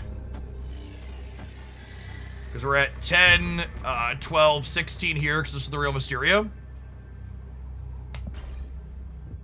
Seems good for us. Kitty's going to be an 8-power thing here. Kitty's got claws. Yeah, they can't Taskmaster us, because we've got the Baxter building on lock.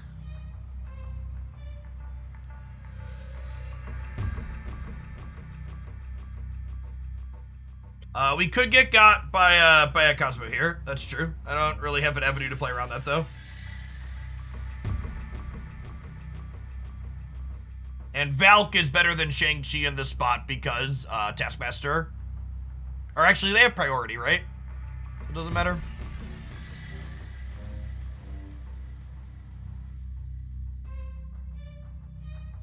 Valk's better against armor. There's the reason to do it. They both lose to Cosmo.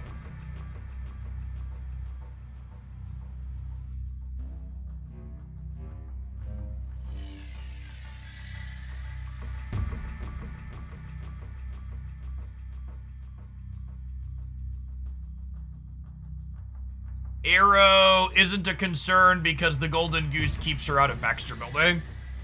And they can't play to the Flooded. This is the only location they can play things at. Has my client disconnected? No? Okay, weird.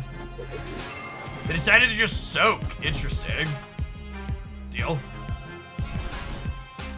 Meow. Victory.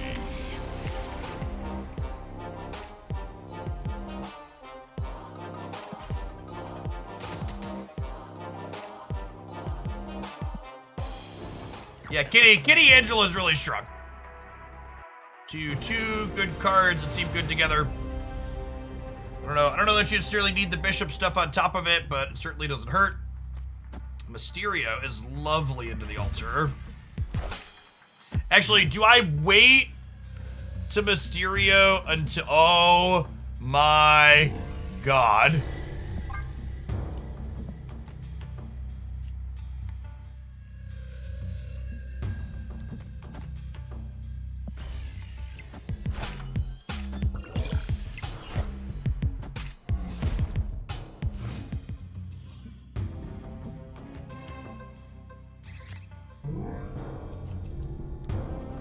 I think I take a turn to play bishop. Could be wrong. I don't know. She's gonna be huge either way, right?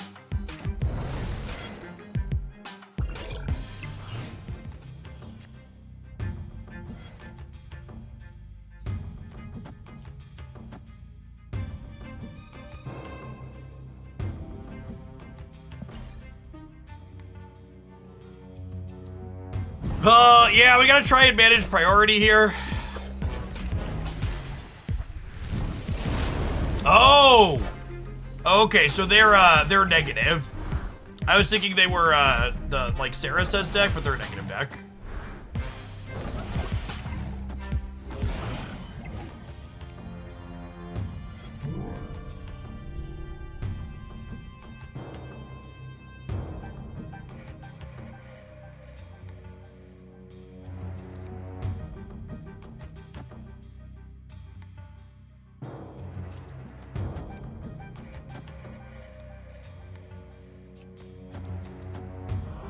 Yeah. Yeah, do I not Killmonger so my squirrel can be winning the left? That's actually probably the line, huh?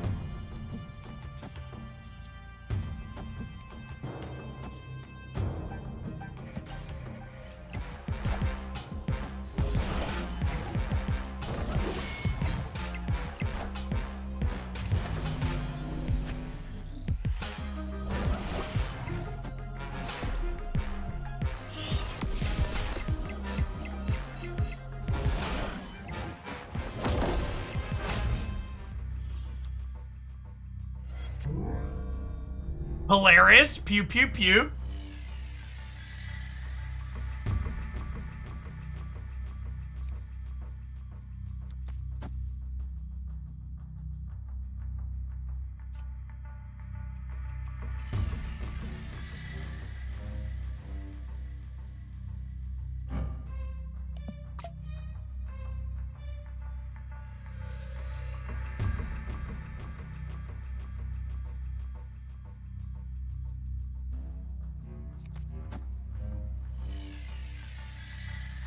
I can shank them next turn.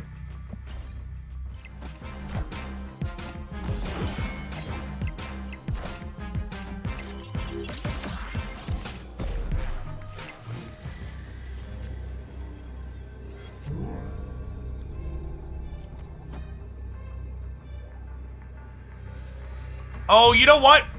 I should have been playing cards out to make Bishop bigger, right?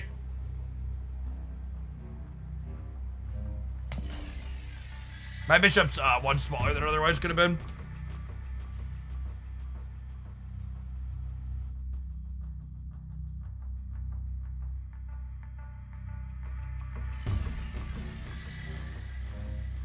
For the people that are saying I should have Killmongered, if I Killmonger, I lose my squirrel in the Altar of Death, and then I'm not winning the left for free. So I don't think it's worth Killmongering to make space for Kitty, because then I'd lose the altar.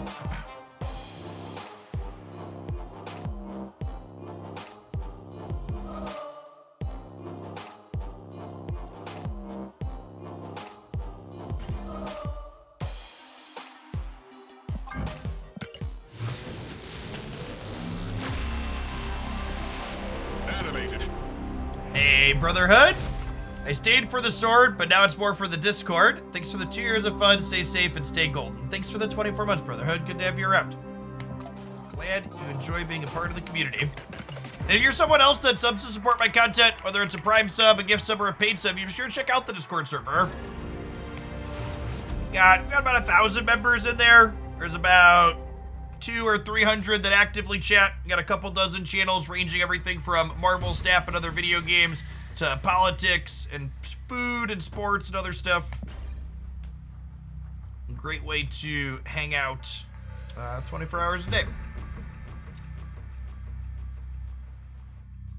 I assume the kitty collector attraction's a bug.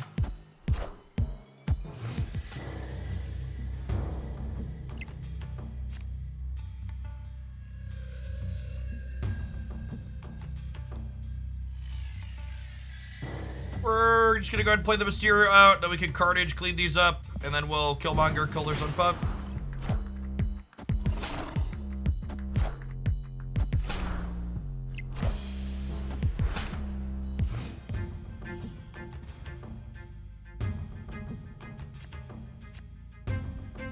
This is kind of going to be the case with a lot of things for people that I feel like people kind of misread. Is like, Kitty Pryde isn't a Thanos or a Galactus, right? Like, she's not this big, flashy card. I would be pretty surprised if Kitty Pryde ends up not being playable. I think she has a lot of good things going on, but she's also not a card that, like, is gonna have a huge bomb impact at every single game, right? Like, there's gonna be a lot of games where she's just like 4 power for a couple of energy or whatever, and she used energy you otherwise would have been missing, and it's like helpful, but it's not the make or break thing.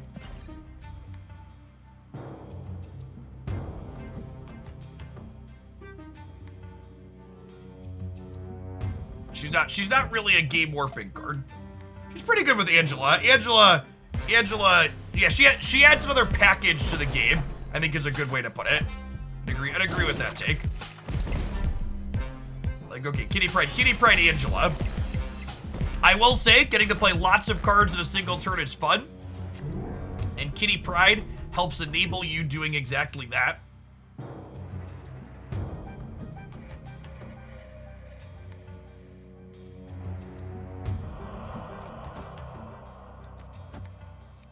It is unfortunate that... It's unfortunate they're probably going to get to play into Cosmo here, huh? We're just, like, can't interact with them at all.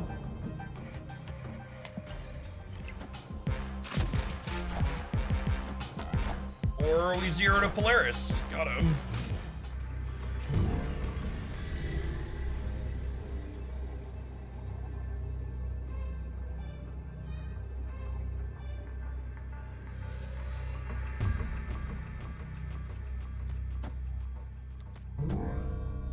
This is +4 in the middle. This plays for every location. Seems fine.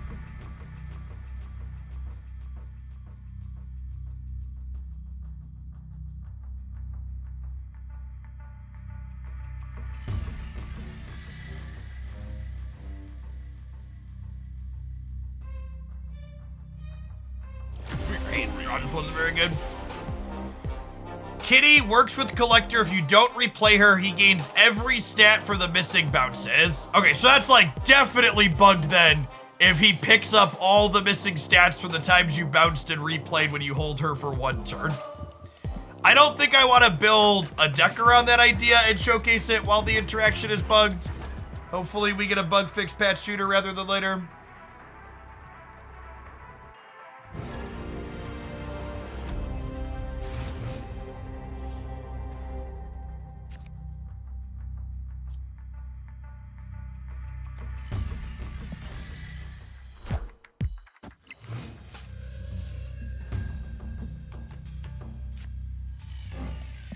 Damn it, Icebox.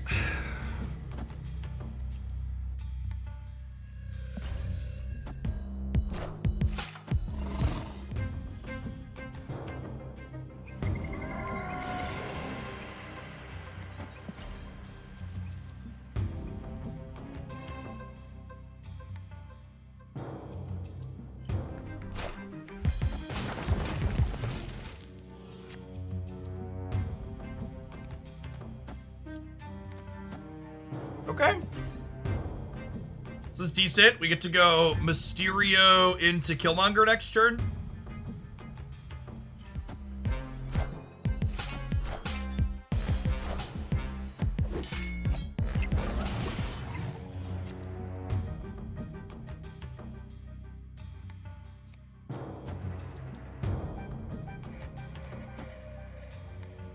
spread out to make them respect every location here.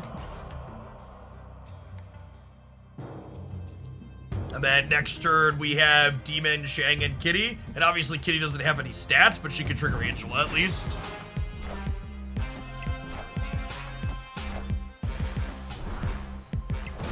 Ooh, Moon Girl. Or are they playing the Moon Star on deck like we were playing earlier? That seems sweet.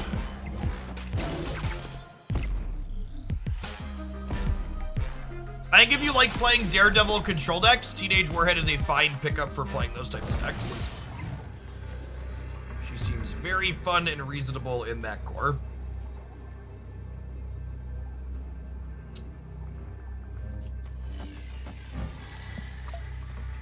Do this. This is 5, 7, 9 more in the middle, and it's -3 for them. And we're +4 over here, so we're 12. We're into 18, we're into 21.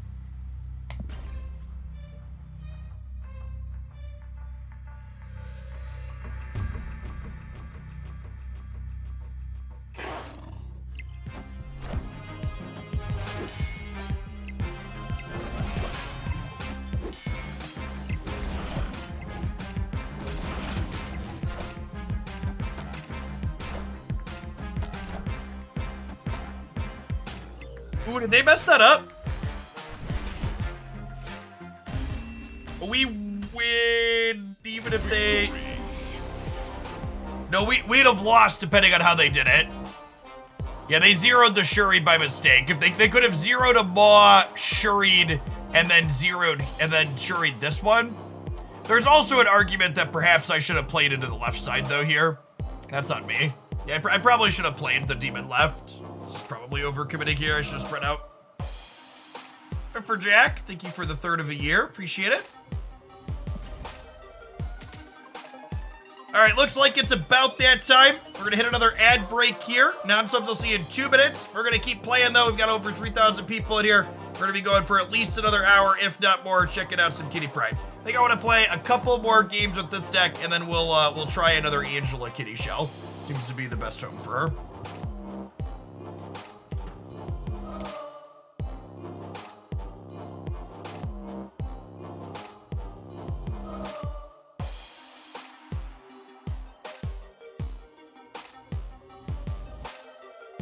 What's the biggest Kitty can be when we Moon Girl her?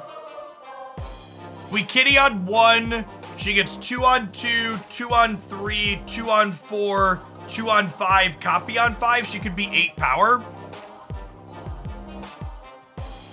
We try Angela Kitty Moon Girl, I think is the next one. I want to play a couple more with this one because I'm close to getting a highlight.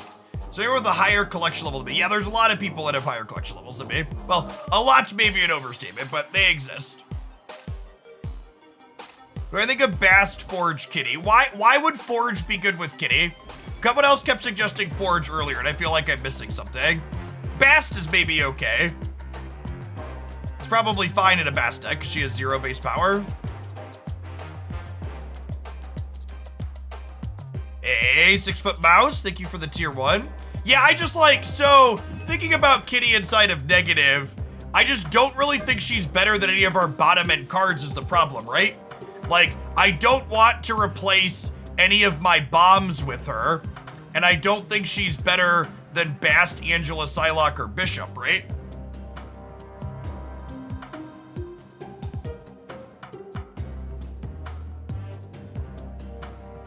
So I don't think she's good here.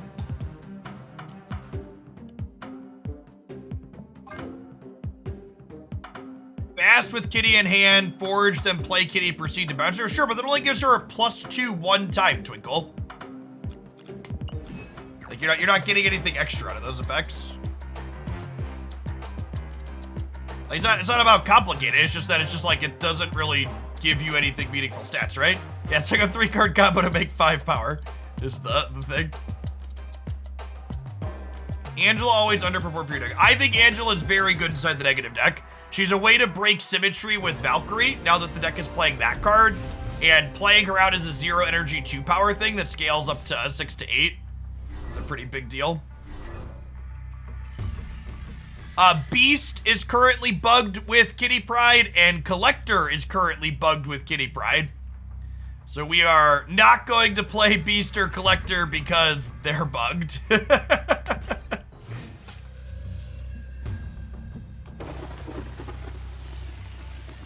Definitely the...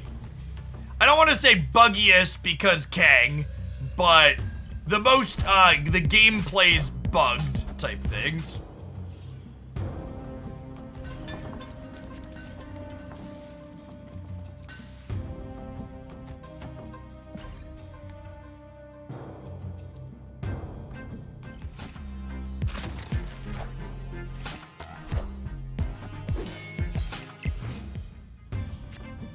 Dear God, please someday grant me the confidence with which people are incorrect on the internet. Someday, I shall have the confidence with which people are incorrect on the internet.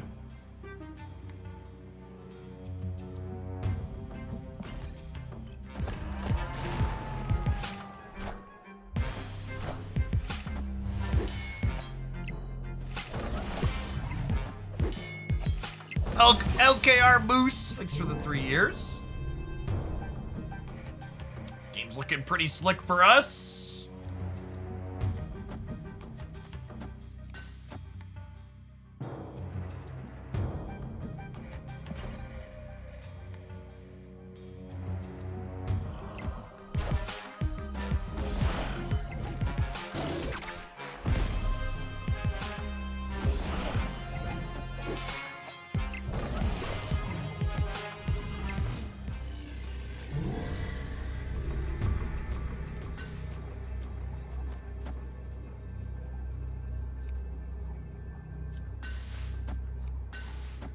Listen, chat, sometimes you need to send a fucking message.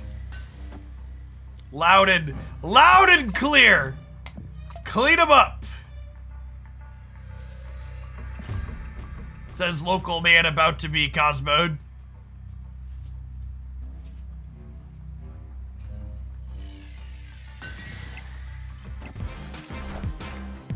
No! That's fine. We still won, right? It's fine. We still won the game. It's not a big deal. Nobody panic.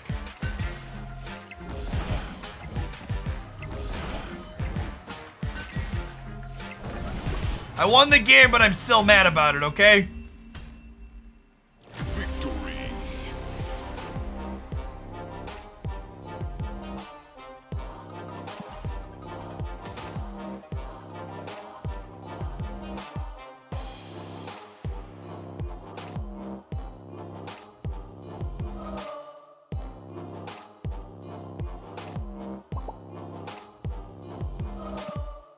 Chat, they weren't sniping. They literally made a play that lost them the game.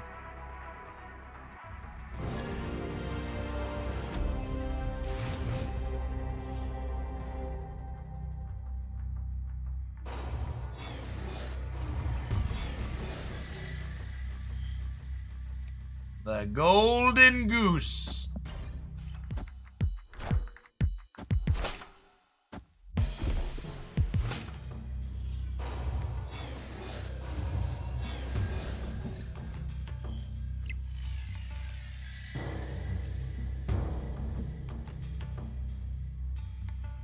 I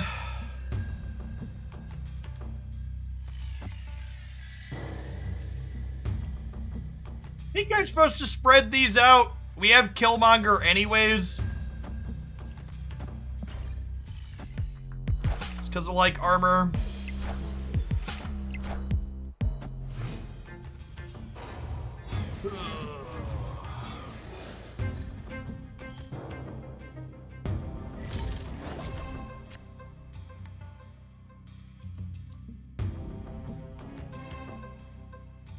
You know who is sniping me, chat? Ben Broad is sniping us with these fucking locations. That's who's sniping us. Escape. He's in his office cackling right now.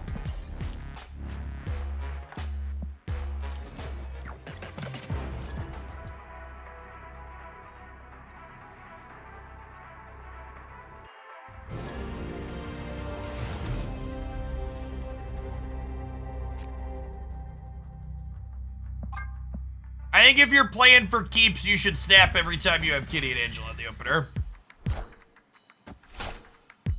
That's my read, and I'm sticking to it.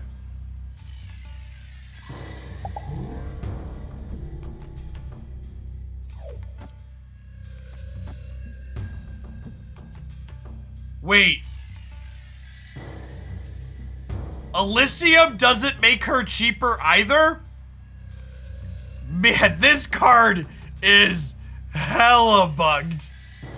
Wow. Oof. Super duper bugged. Okay, I think with Elysium doesn't make her cheaper, I'm gonna call Time of Death buggiest Marvel snap release.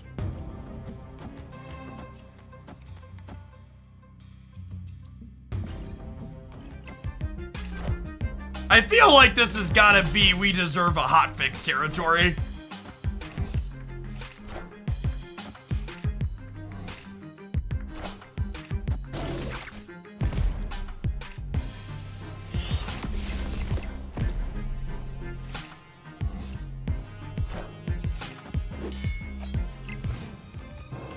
He doesn't get more expensive with Dream Dimension either. Wild.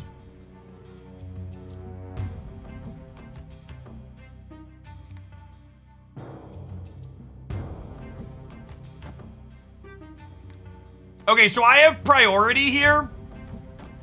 I'm gonna Polaris the middle, just in case they're Galactus.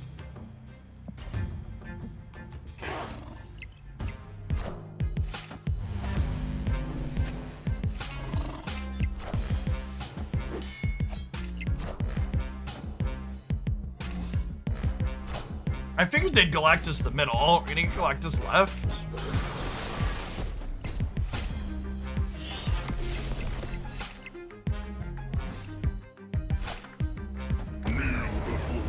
So fucking lame.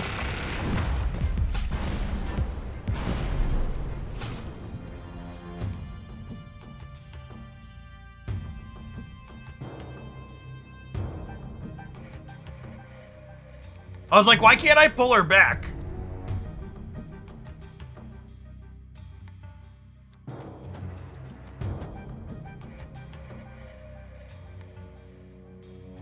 Yeah, the golden goose. Yeah, you can't pull her back if your hand's full. I should have snapped him.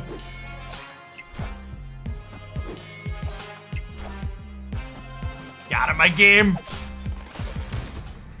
Kneel before Kitty Pryde, Galactus. That's what I thought. That's what I thought.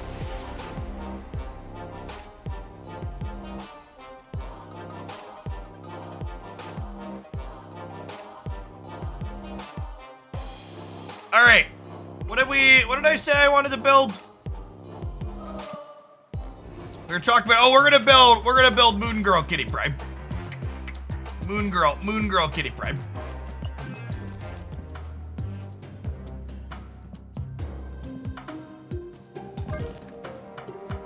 Is it as simple as we're just playing Kitty in this core? Probably not, right? I probably don't want the She-Hulk package if we're kittying.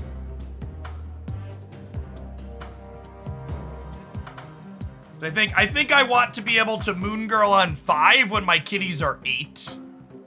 Is like the TLDR. And I want Angela in here too, right?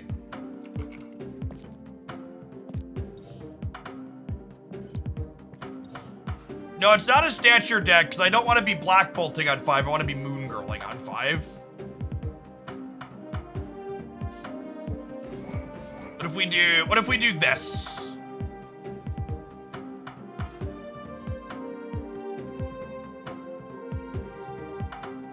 Never played enough cards for Bishop. Yes, Kitty currently costs 1 through wave. She doesn't get hit by any cost interaction.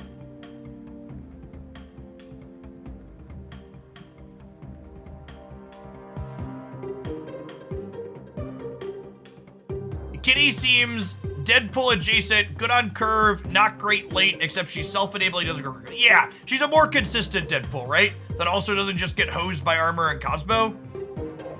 She's very comparable to Sunspot. And honestly, if I'm taking out the She-Hulk, I probably don't want Sunspot.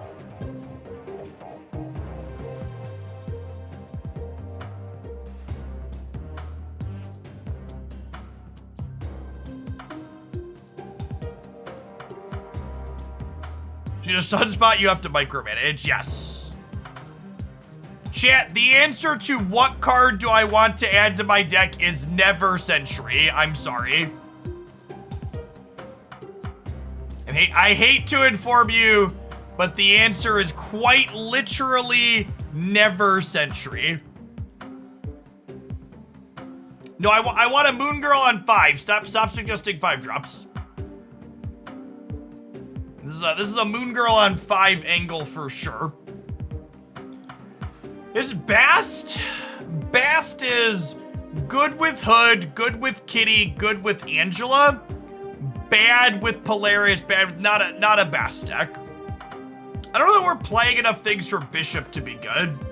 So part of the problem with Bishop is that with Bishop, I need to take turn 3 off, right? I kind of want to be kittying on 3. Miles Morales. I don't have anything that moves at the moment. Could we work in a Miles package? You're making me want Jeff the Shark, chat. Because the Miles package is also good with Angela. So the Miles package in the double up deck that we've played before is Miles, Nightcrawler, and Iron Fist. So I'd have to fit in 3 cards.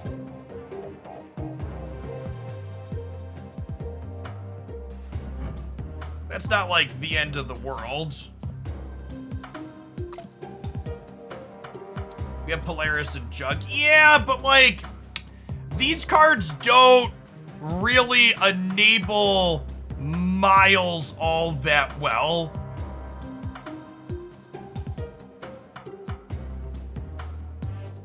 Is the TLDR.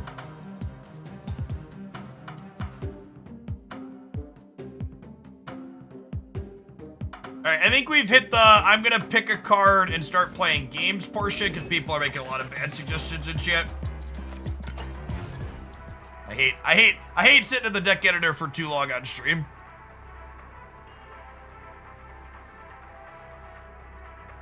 Actually play games.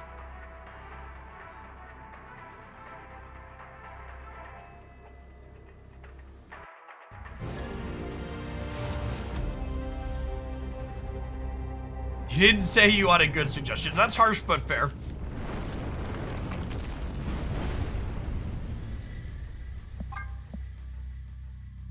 Alright, is Nathaniel a human being, chat? We may never know. We may never know. Our hand's absurd, though.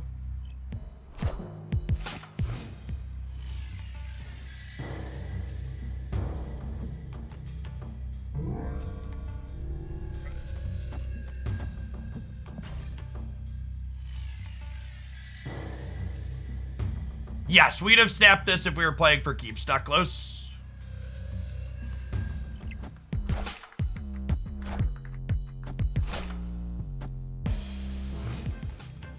Deck empty. Sure is.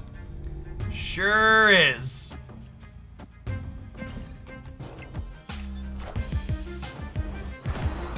Well, that's rude.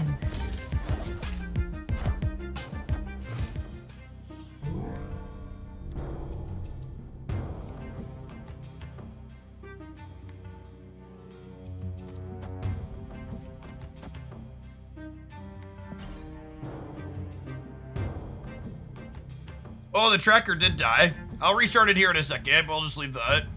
Oh no, the deck's just gone, chat. The tracker is alive. The deck is gone. Lamentus.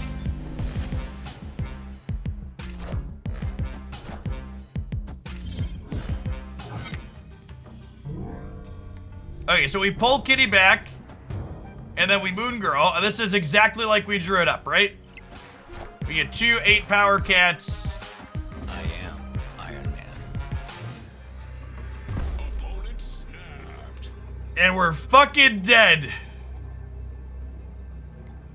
The Moon Girl's awkward because you have to skip a turn with her. I mean, is it awkward? I give up 2 points to get 2 8-power things?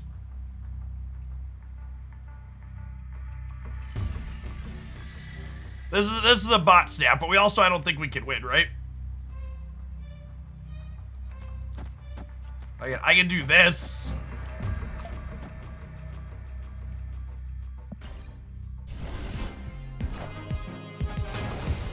Oh my god, is it a... Oh, we lose the breaker, right? Yeah. I believe... We only lost the breaker by 2. Play a boss. I missed your sub a little bit ago. Sorry about that. Thanks for the prime if you're still here.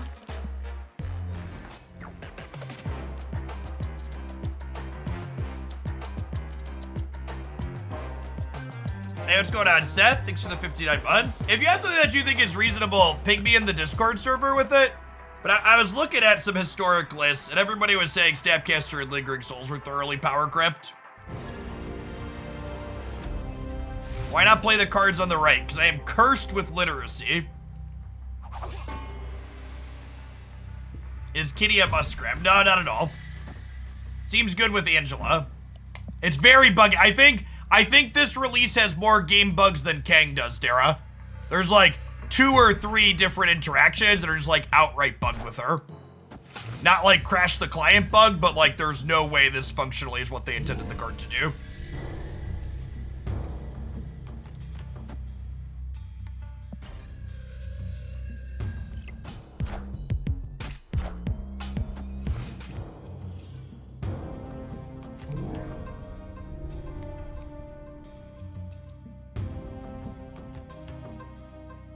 Am I taking a turn off here? I think I want a Polaris to yank this over to here. Because we have priority here, so we keep them off of pumping their Angela this way. I could Polaris the Ninja into the Angela too. That's true.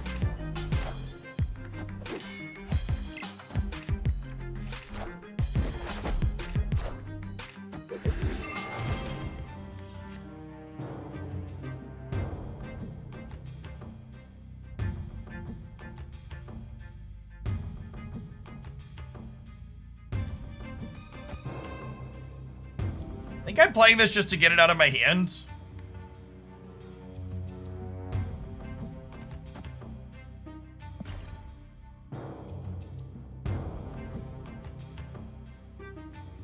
And then next turn, we pull Kitty back to our hand. We play Hood, make a demon. We Moon Girl copy some stuff.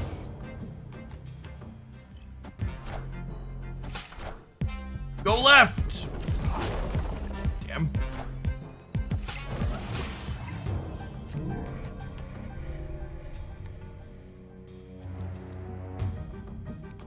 It is a little unfortunate that we have a draw here and I can't copy the demon as well. It's probably fine. We're going to have Titania, Kitty, demon.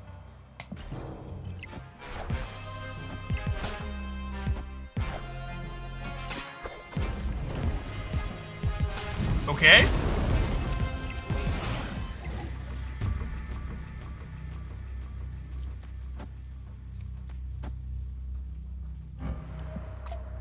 Wait a minute. This is fucking gross. This is fucking gross.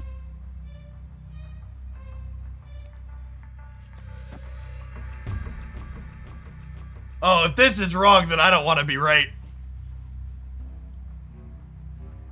Oh, that's beautiful.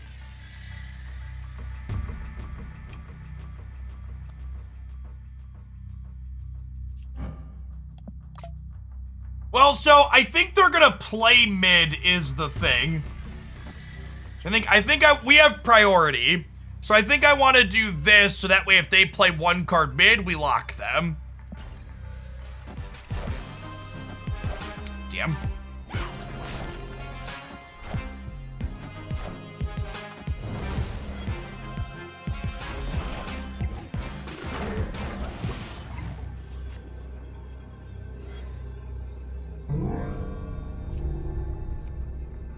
Okay, so we pull these back up. They're 8s. They'll go -5 on the left, which puts them to 5. We'll go +5, which puts us to 14. So armor should be enough here, but they are also a blue Marvel deck, is something to consider.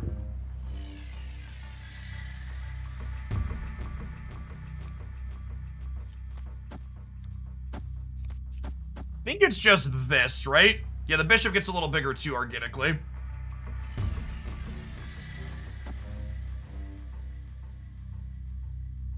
I assume they're gonna fill their board here, so I'm not really worried about kicking this Titania across.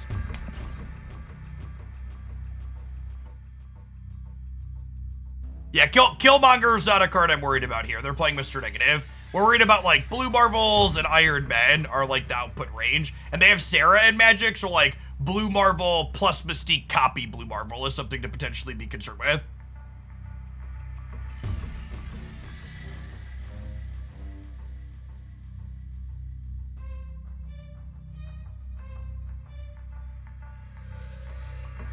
We should Viper instead of Armor Mid just in case they don't fill. Oh, that's a good thought.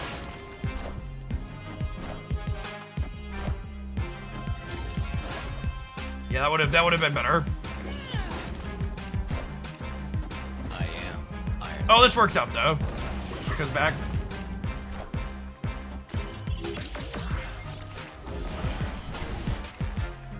Okay, I am super into Kitty Pryde plus Titania bullshit. I don't know if that's necessarily good, but it's definitely like the, what do I want to be doing in Marvel Snap? This is what I want to be doing in Marvel Snap energy. Titania is one of my favorite cards, and getting another card that's extra tricky with her sounds lovely.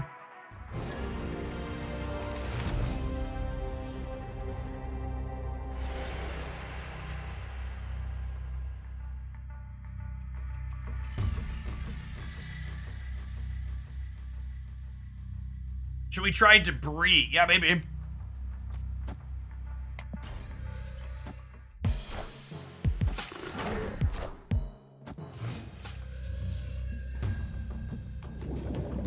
Jane Money, thank you for the brand new Prime, by the way. Appreciate it. All right, here's a small question. Is there ever any reason not to just pull her back to the board? I should probably just pick her back up instinctually, right? Is there any reason not? I don't think there's any reason not to. Just do it. Priority, okay. Oh, we would have, no, we still would have lost that draw, right? I was only at 5.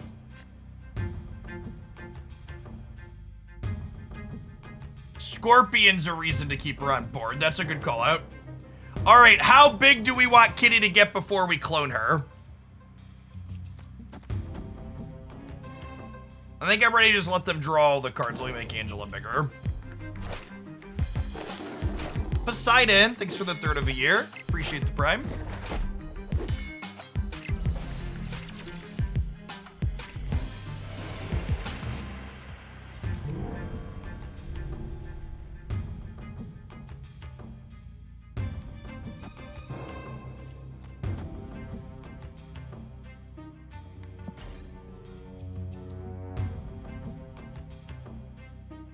Yes, returning and moving are different.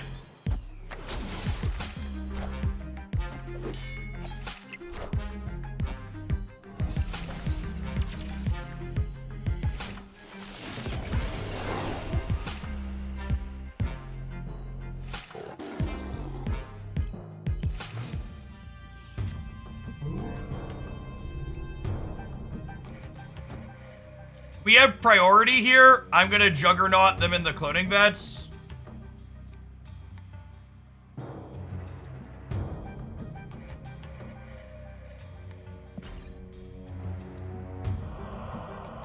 Keep them from copying whatever they got from Mr. Negative and keep them from drawing an extra card this turn.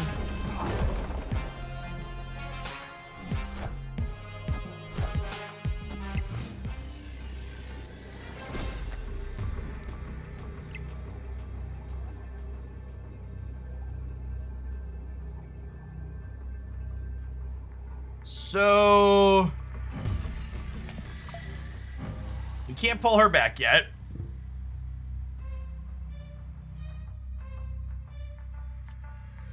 Jug mid, Titania mid, pull you back, play.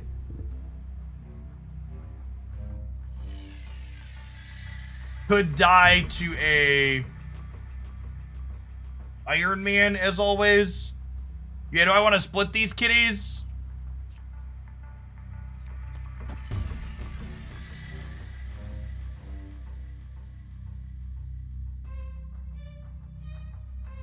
Yeah, probably.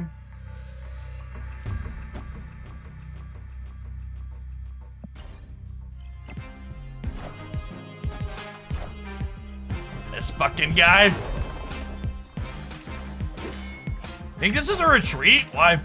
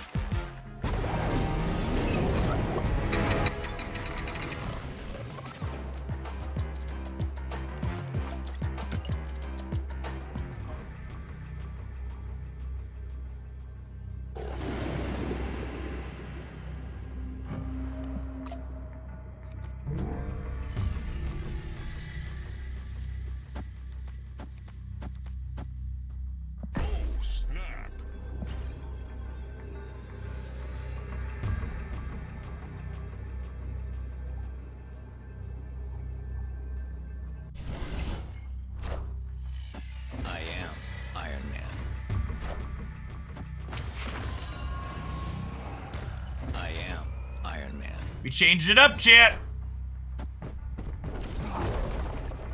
Bye, Felicia.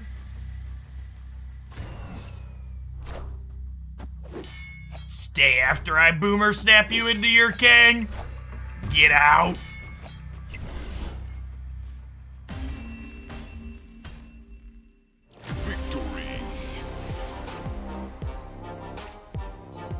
Hey, Supli, thank you for the 28 months. Appreciate that. Welcome back.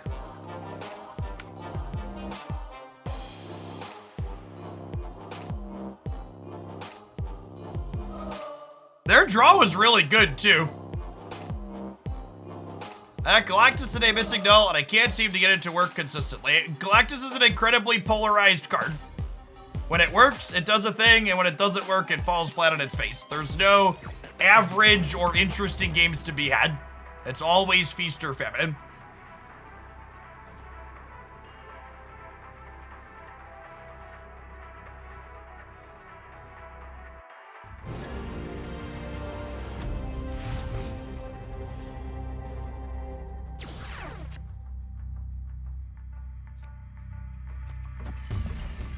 Okay, so we're gonna play for the Gamma Lab here, but we're also going to make sure that we have armor after the Gamma Lab pops off, because we don't have a Shang-Chi, so we need to stop them from killing our Hulks.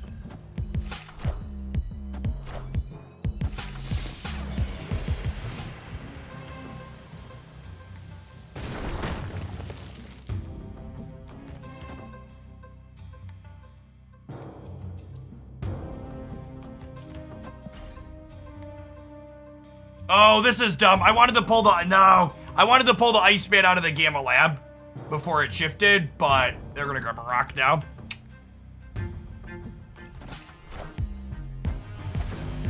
I am a god! Worship me, mortals!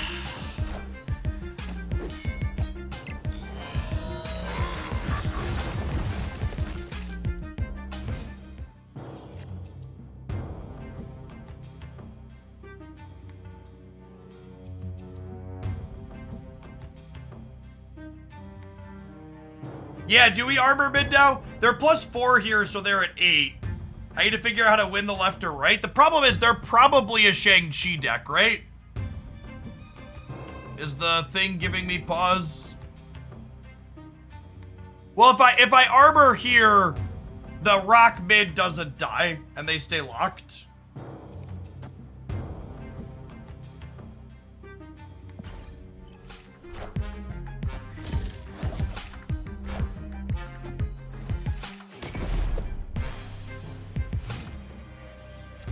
Slightly unintuitive interaction. The collapsed mine destroys everywhere.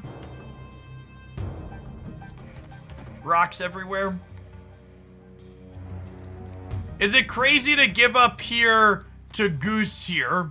They probably have a Sarah. Yeah, that's fair. I was gonna say this could keep Shag out, but not if they have a Sarah. I think we're dead. Opponent snapped. Yeah, I think we're dead. Escaped.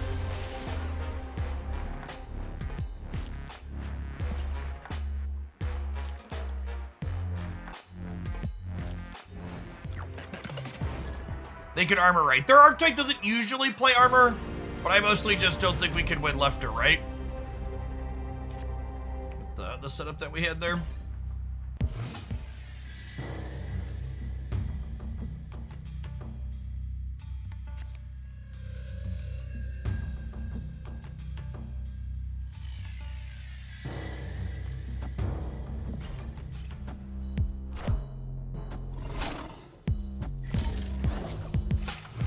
This was a Galactus player. Thank you for the call out.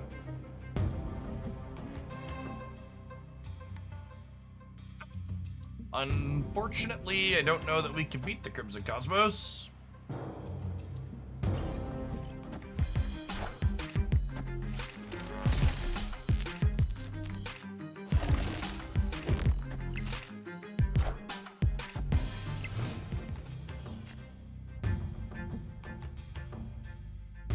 Goose right would lock it down. I should goose right? I should goose right, Twitch chatter? Escaped.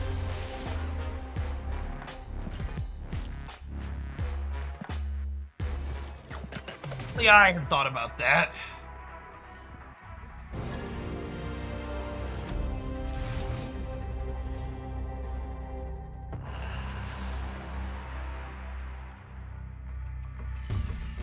Without a Viper in sight, I think we just run the hood head first into Death's Domain here.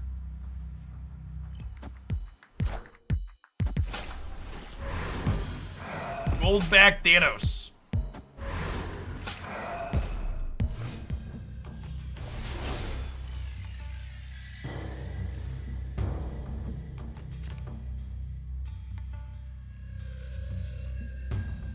Lovely.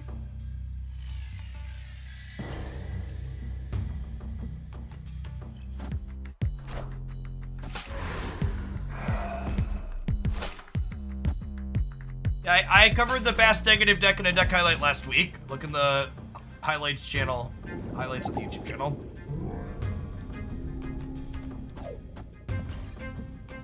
Lovely pickup here. Turn behind on Kitty and Angela, but still plenty of time to get them going.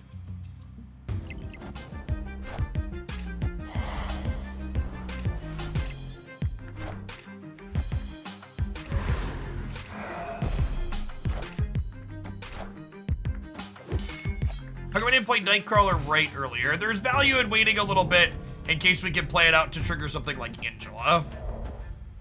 We should have room to fit it in on curve, I'd imagine. So Viper slides over, and then we yank her back into the Hellfire Club.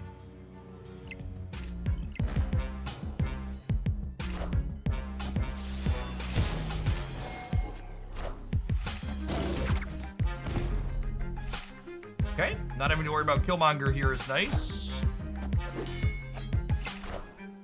You come here. This goes there.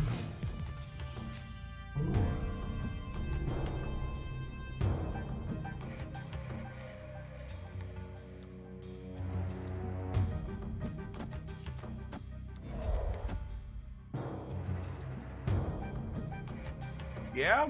Yeah, and I'm not playing Demon into the Hellfire Club because it's not a legal play. Just to clear up any potential confusion on that one.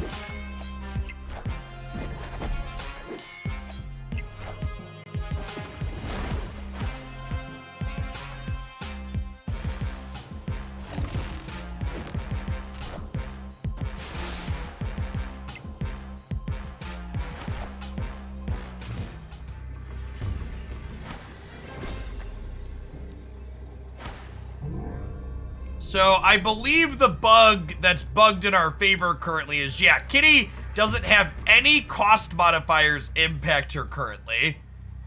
Which, I guess we need second dinner to confirm it, but it really feels to me like that cannot be the intended behavior.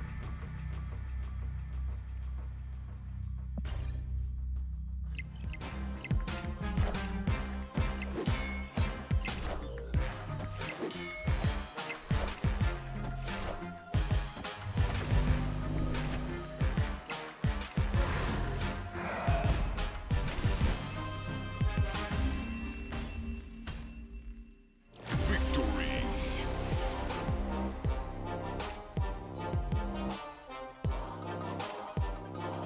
They went for it. They almost got it. Chavez coming in clutch there.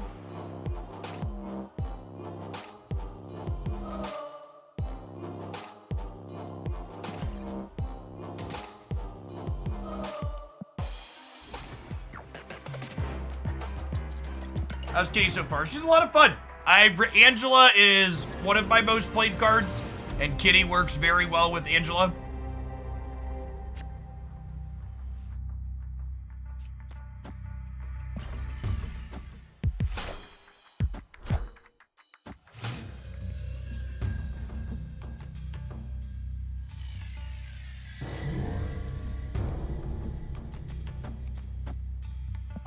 You're playing for keeps, you press the snap button here, chat.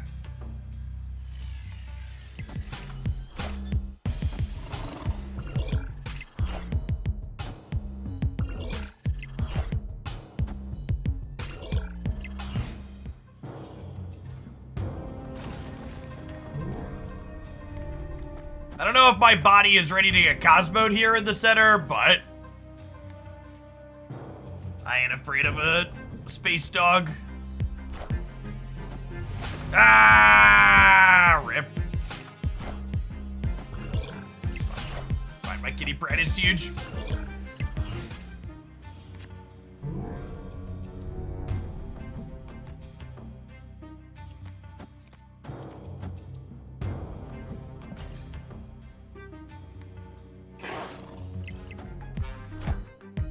We've built a better Deadpool. Yes, in this instance with Shuri's lab, we have certainly assembled a better Deadpool.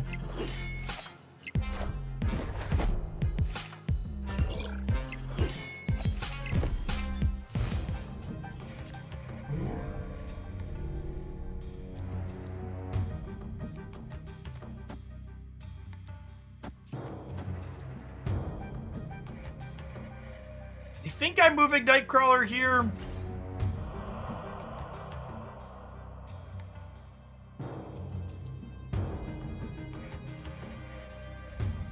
Where's our mood girl, huh? Rip. Never lucky.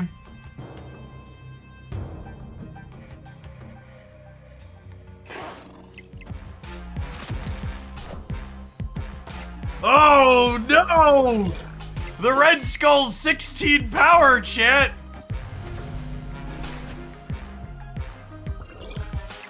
Uh-oh. Uh-oh.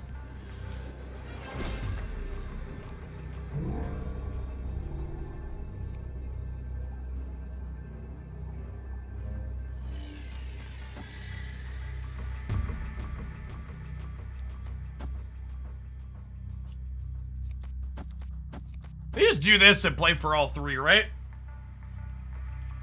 We'll be at 8, or we'll be at 10, 20, 26, 36. And they're at 17, so they need to beat 36. They need to go to plus some large number. I'm done thinking. Click. Math. 17 to 36 is what? 19? They need 20? They need 20. Alright, and they're not a Killmonger deck, they're a Sunspot Shuri deck. That was incredible.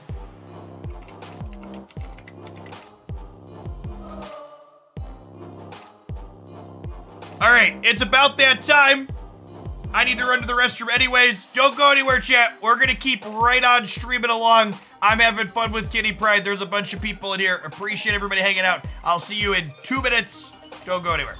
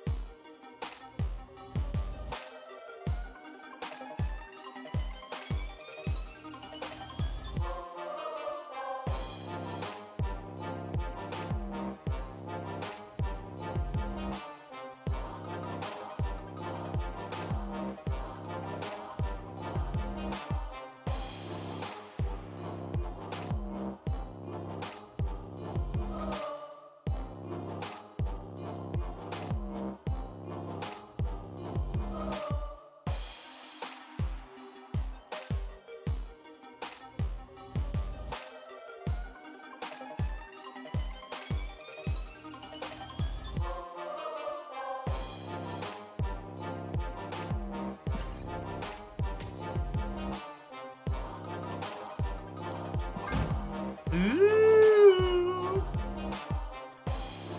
I'm out of credits, chat. Is this how the other half lives? Constantly out of credits? Like, my golden goose needs a better border.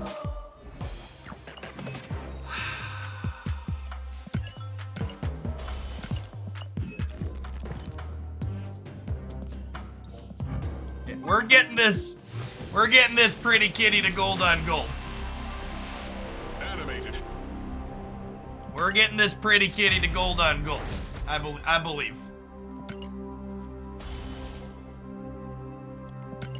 You could play the one cost kitty to Hellfire Club after the wave. I really feel like they need to let us know which of these are intended and which are bugs. They're a little messy at the moment. Hey, actually, it's funny. Other than Kitty Pryde, we're 100% on inks and golds in this deck now, huh? Obviously, gonna take a second to get her leveled up, but that's sweet.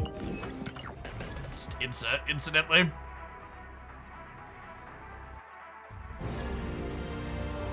To break the economy to offer 5 credits per game to the winner. Yes. Marvel Snap very explicitly doesn't want people grinding the game for 12 hours a day or more than that to generate progress constantly. A core part of Marvel Snap's entire economy is that everyone, regardless of if they're spending money or free to play, takes time to acquire all the cards.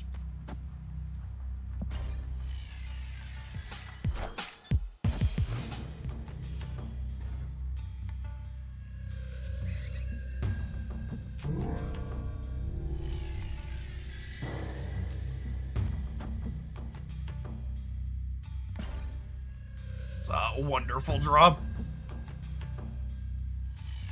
I think this is another example of a hand that you snap if you're playing aggressively / competitively. We've got all of our things set up to do well here.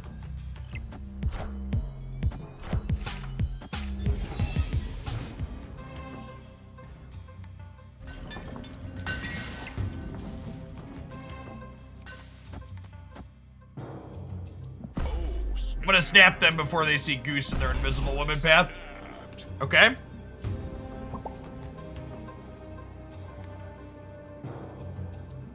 I wonder if it's better to Goose their Invisible Woman path, or if I'm supposed to Polaris it the following turn.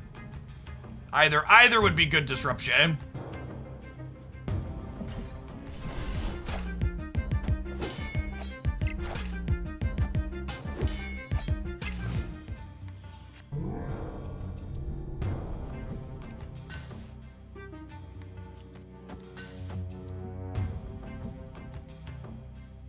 Oh, isn't Dark Dimension gonna be the same thing? Yeah, that's fair.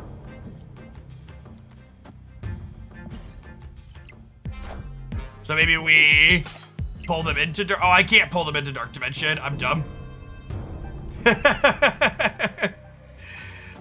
We can set up to jug the Dark Dimension on the last turn. Is what we can do.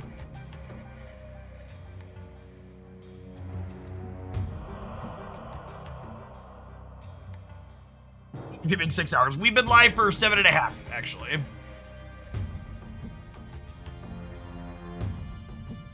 I believe this is gonna work out for us. This is just like pass Modoc Hella, I think.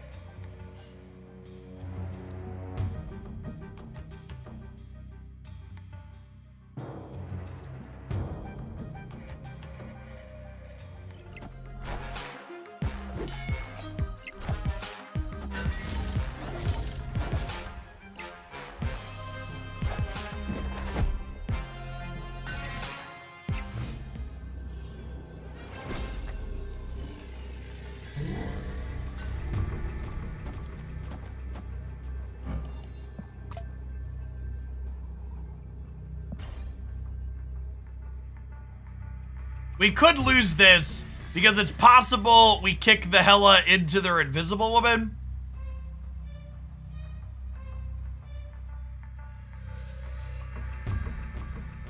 Someone said 10-hour stream. Probably not quite 10 hours. My viewer count usually starts to fall off as people leave work at the end of the day. All right, that's perfect. We won the 1 and 3 here. We get to kick the hella out. Oh, does this not work?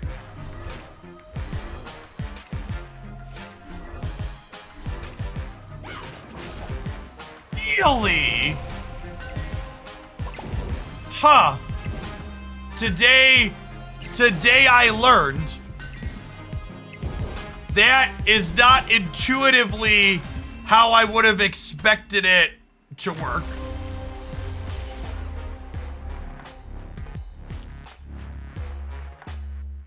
I would have expected the Hela to flip up before the Dark Dimension went, because she was outside of it.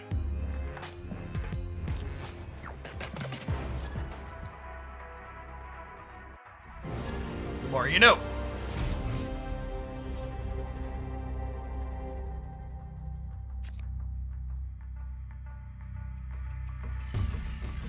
How valuable will Jeff be when he gets it? I think Jeff's probably going to be a pretty playable card. I'm looking forward to trying. Actually, Jeff is probably going to be a card that goes with Kitty and Angela a lot of the time, because Nightcrawler and Jeff give you an extra Angela trigger. Kitty, Jeff, Nightcrawler, Angela, Miles Morales. Sounds like 5 cards that I am excited to build around in a few different ways. Yeah, Jeff plus Miles could be a variation of this for sure.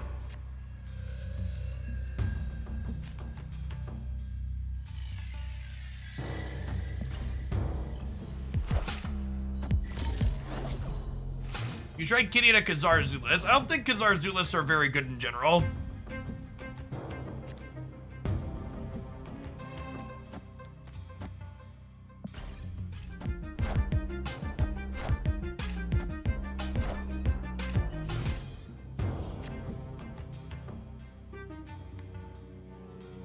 Jeff's ability is once per turn or per game. Per game. Similar to Nightcrawler. So he's Nightcrawler, you could move this once, but then also says you could play me anywhere.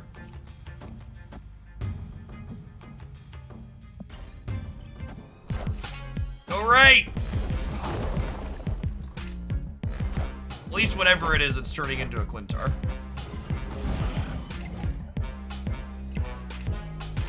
That seems good for us.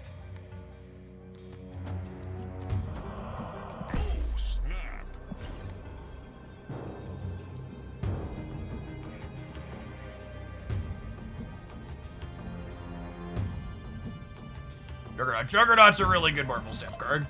I like him a lot.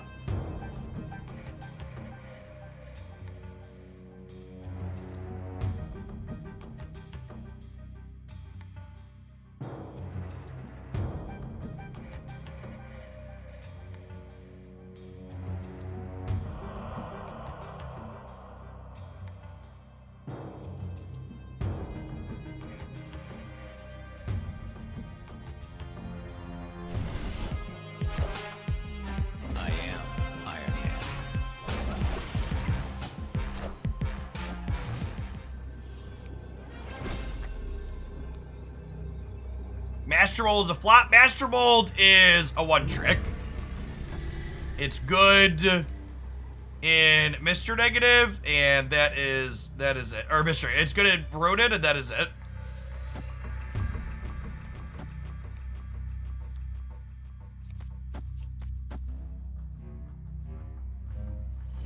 Iron Man's a little scary. I guess we have priority, and they could Valkus left. And then we lose the breaker. Maybe I'm supposed to put a demon here to play around the Valk. Because Valk would make us 12 to... Excuse me? Mysterio, I suppose? Oh, and they have Mystique for the Iron Man. Yeah. So Mystique, Mysterio, Wasp, and then a 1-drop.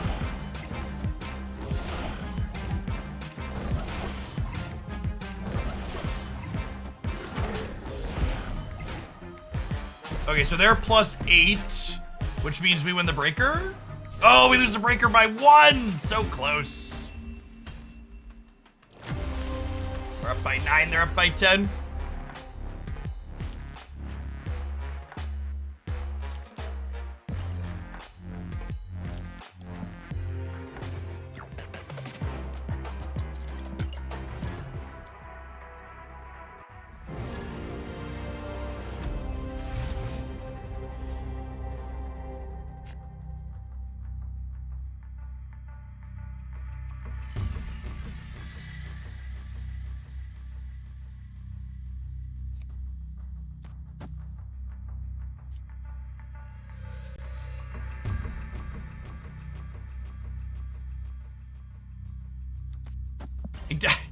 I don't know what's optimal here.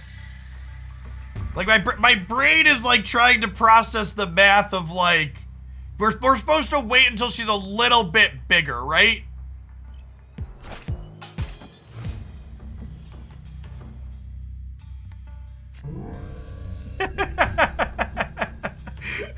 The game is just like, Jeff, you want more kitty prides? Take the kitty prides, Jeff.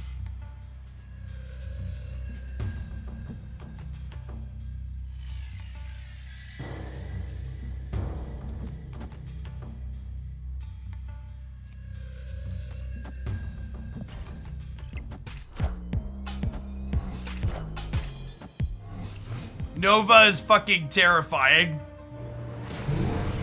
No, not Adeland. Rude. To dodge a Killmonger, we can dodge a ball. Oh, we should armor. Yeah, probably. I don't know. I was so stuck on playing more kitty prides. I love their animation is so good.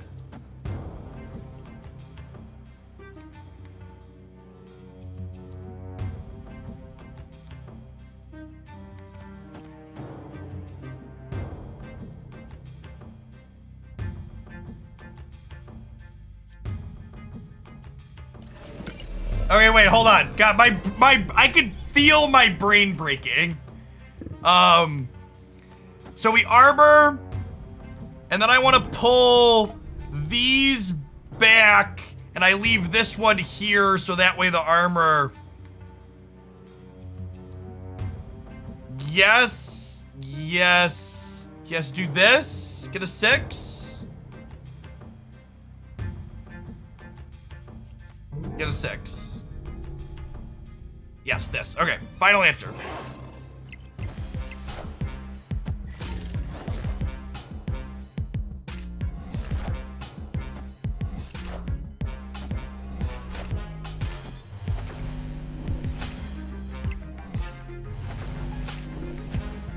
Okay, so we didn't armor London because now we get to do this.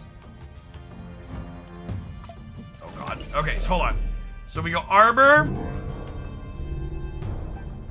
kitty back, kitty here, kitty back, kitty here.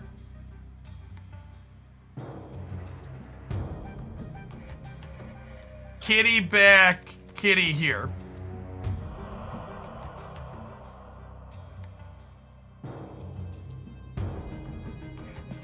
I don't know, I probably just messed something up. Got me. Oh no, we need the armor, we need to win a coin flip on the armor now. Ah, damn.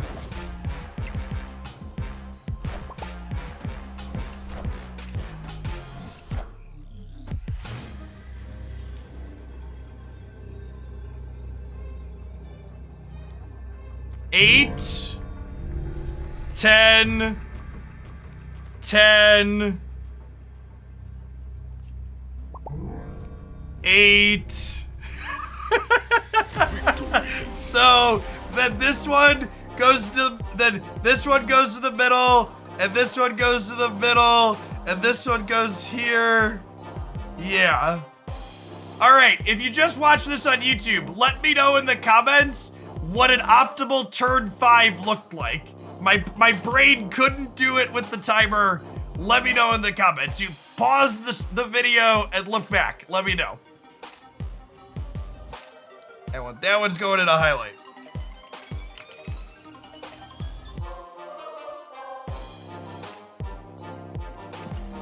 Sinister London and Clothing Vats are two of my favorite locations. Sinister London, Clothing Vats, and Bar Sinister. Those are my 3 favorite Marvel Snap locations. We need to do an AI simulation to figure it out, right?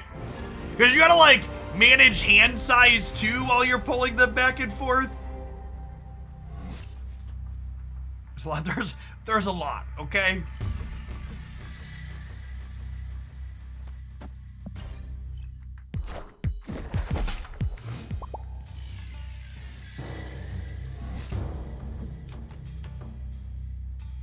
We want to get the rocks out so we can potentially Moon Girl down the line.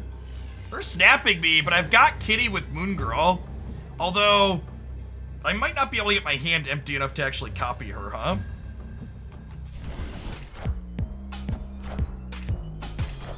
You cannot pull Kitty back if your hand is full.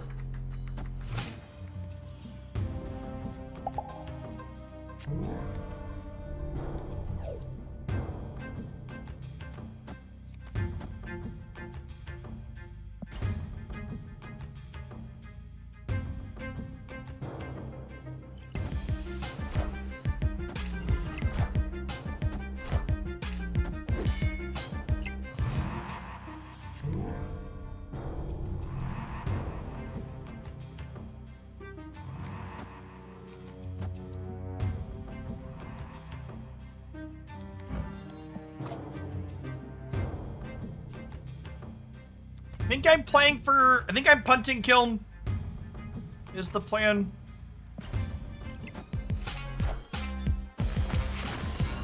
And they played for it harder, so that's good for us.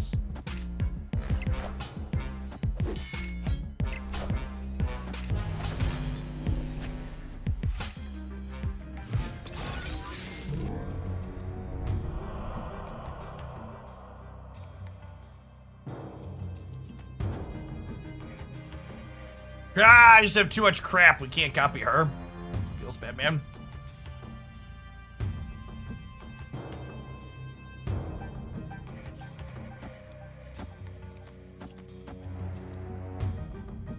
I think I have to take this YOLO in the middle.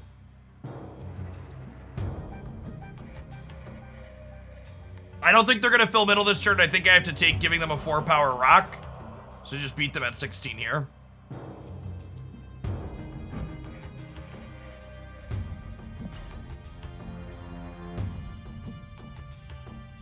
Goose to stop Doom. Doom's not usually a card these decks play. Yeah, unfortunately we are super dead to an Abomination.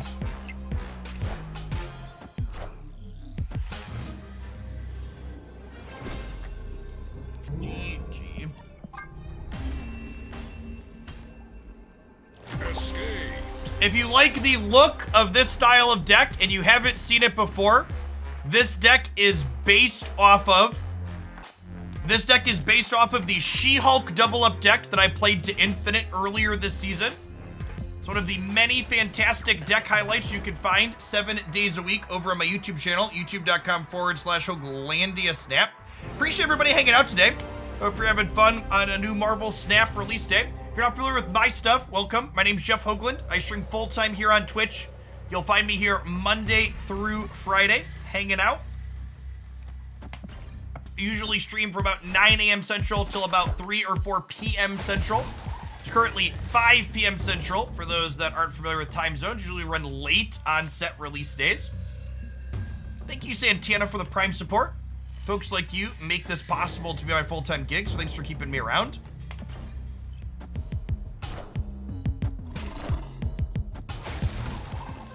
Any tips on new Thanos decks? Honestly, I think the old Thanos decks are still just as good as the old Thanos decks are still super good. The ones that were like played before the nerf, you basically just cut Quinjet and play something else.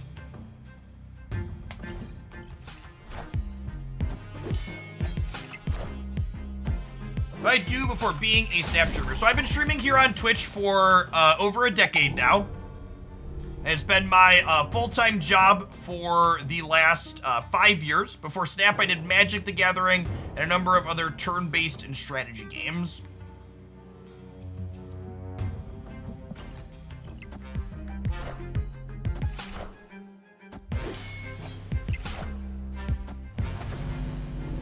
Blizzard is the perfect one to grab here, shrinking it down to 2 power.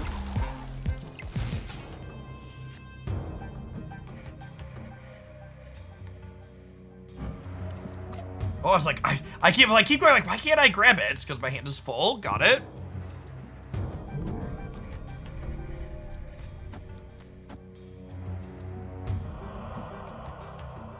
We unfortunately can't draw Chavez this turn now.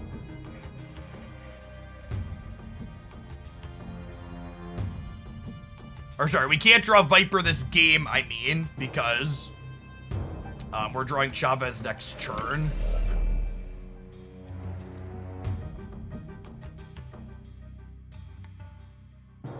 I have Goose on the right. I think I need to play to win the center. I think we do this, and then we have like Demon in the middle. We're gonna punt the left and play for Clintar hard.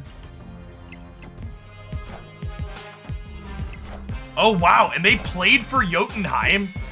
So with them playing for Jotunheim, I can actually just Juggernaut them and hope to win the coin flip here? Do I need to flip a coin is the question. So, they're gonna copy 25, going to 31, potentially. And I'm going 18, 24... 28, so I do need to flip a coin here, unfortunately. They could have a Zola. We could play around a Zola, right? By doing this.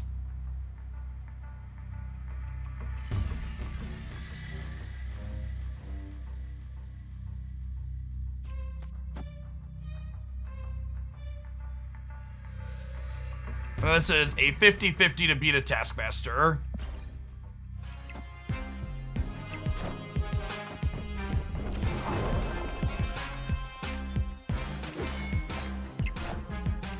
Feed your Juggernaut, chat. He's a good lad. Easy clap. Easy clap.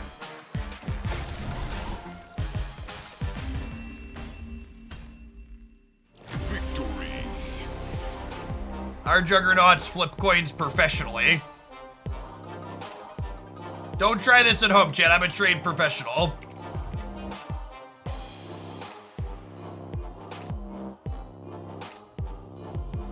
Feed my Juggernauts and Vipers a special diet so they win coin flips for me.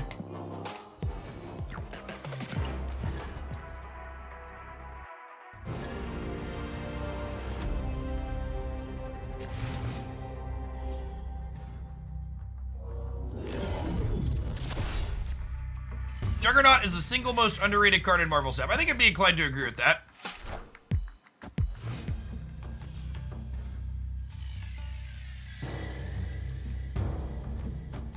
The downside to armoring up here is that I can't Viper a hood across. So I think I want to leave myself the option to Viper a hood.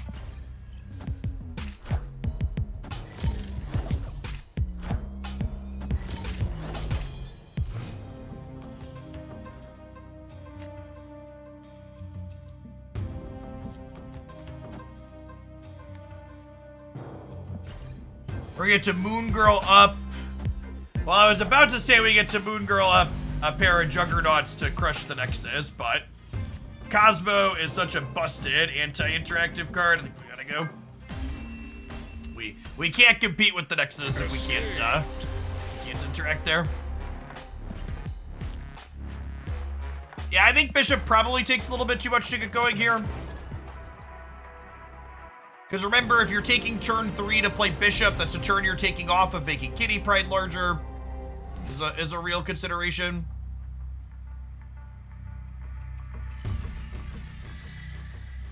A lot of cards, chat.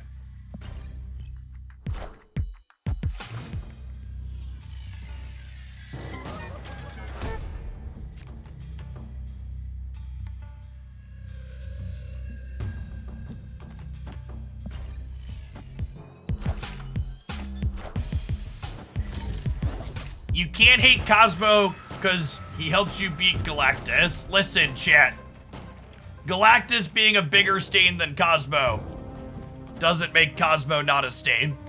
It's like saying, yeah, touching the hot stove's a little bit less bad than slamming my hand in a car door, but neither of them are particularly pleasant.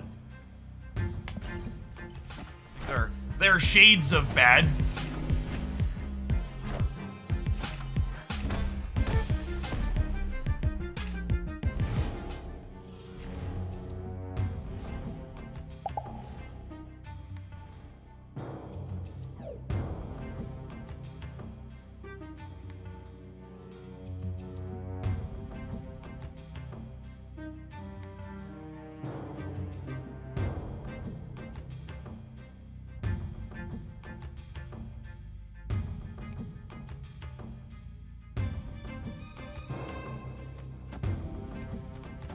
Okay, I'm gonna give there's a lot of new people in here, short, brief comment, because I've just been fragging people because I find the comment annoying and obnoxious. I do not have an accent. I am from the Midwest, and not everybody in the Midwest sounds like me, because when you leave your mother's fucking basement, there's a whole big, brave, goddamn world out there of people that have lots of different speech patterns for lots of various reasons. I had a speech impediment as a child, and enunciating the things that I say in the way that I do helps me communicate very clearly as a means to overcome that. Walking up to people and being like, hey, why are you different, is a really shitty thing to do.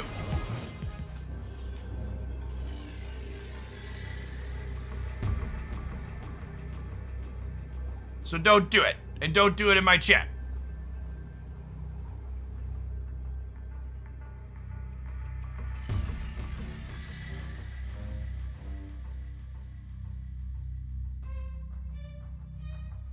We could Jug here.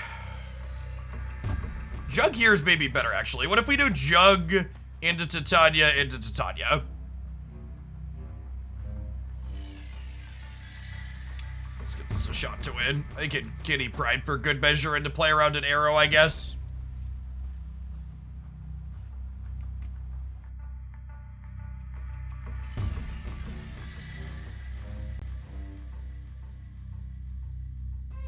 Nice stream. If you think me talking about being understanding of people being different than you makes my stream not nice, my stream will be much better if you fuck off to somewhere else. I don't need or want your asshole opinion or view in my chat. We'll be better off without you. Victory.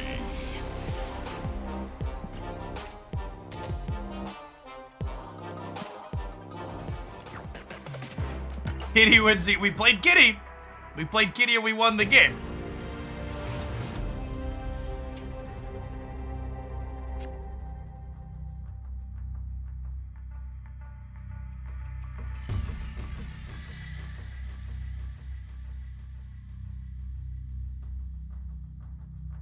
Yeah, that one can say permanently gone, Duck Doolittle. 3 strikes and you're out.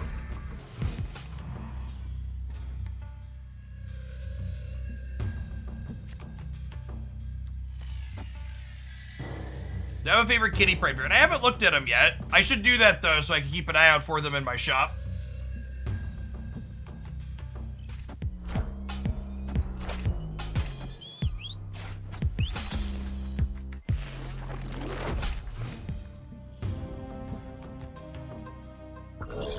Thanks for the 4 months, by the way, Hawk Sauce. Appreciate that.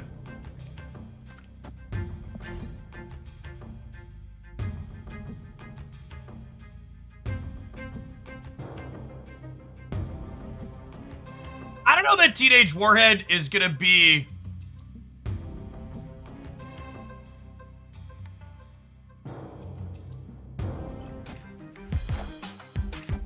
I don't know that I expect Teenage Warhead to be that big of a card I play a ton of, whereas like Kitty's a card I'm gonna play a lot of, so. Alright, and then we'll go ahead and jug their Galactus over to here, and we'll snap them before we do it.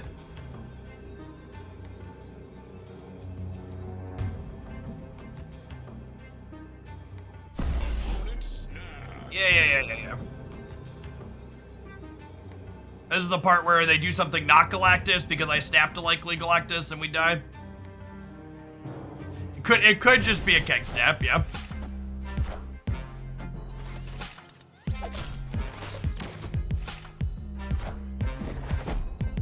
Hey, Jason, thanks for the prime.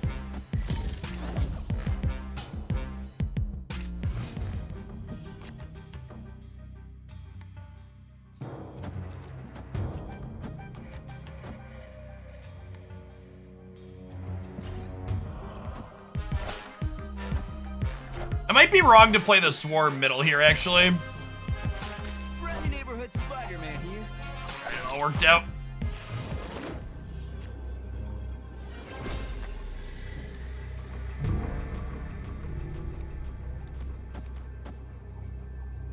Splays for all three.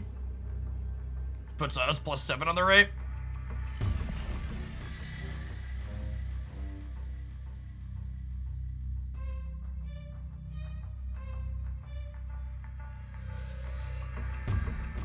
I feel like Hitmonkey's actually gonna be kind of a shit show of a release because it has very obvious cards that play spoiler to it.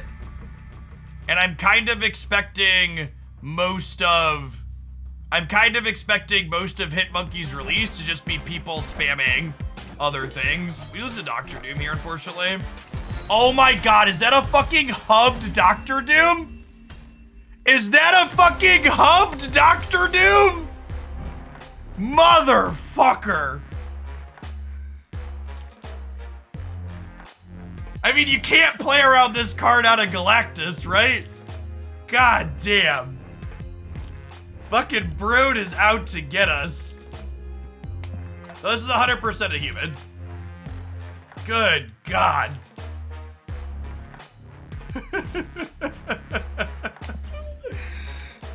Hub confirmed Galactus sympathizer. Let's look at Kitty Pryde variants real quick.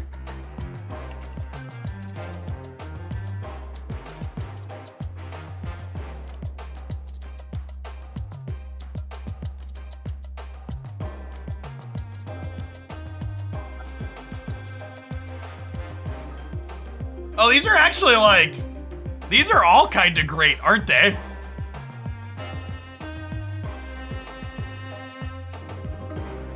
I don't know that I'd be picky here. There's no pixel. They're all blessed, chat. Yeah, I kind of like the Volmy one. I like the more realistic looking artwork. Volmy does a lot of my favorites. They do, yeah, they do. They're the Storm that I like. They're the Bishop that I like. The Mr. Sinister that I like. Yeah, but honestly, I think all of these are great. I don't think I'd be picky on the first one of these to come up. The MODOK is some nightmare fuel. He really is. He really is.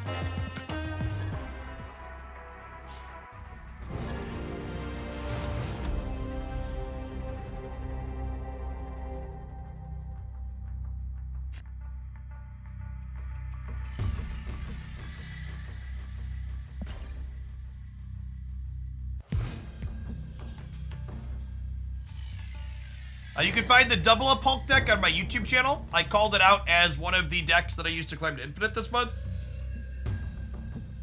You can sub Quinjet for something else, but Quinjet's also probably still fine in it.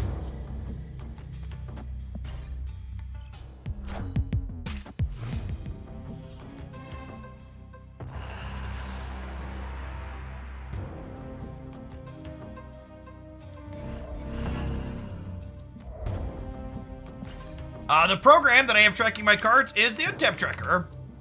I have a partnership with them. If you want to check them out on PC, you install them using my link. It supports my content here. And an excellent tracker like this. Help you keep note of what's coming up, potentially.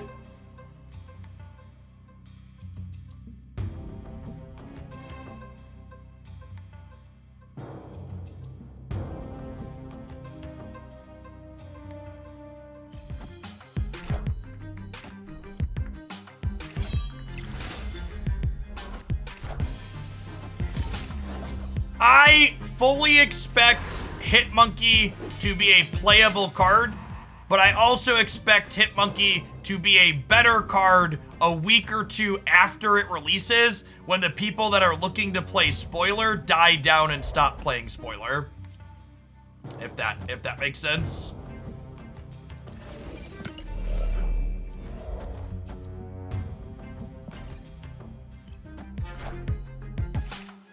Untap does not have a mobile app yet.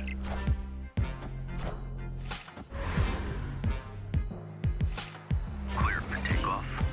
What do I mean by spoiler? I mean, there are very obvious cards that counter Hitmonkey, and people will play lots of the obvious cards that counter Hitmonkey when it releases.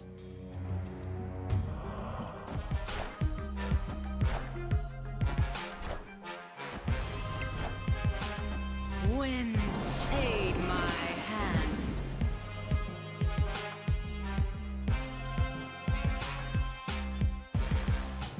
There's a good chance Marvel Snap's unplayable for the week after Hitmonkey releases, because it's just gonna be people spamming miserable cards like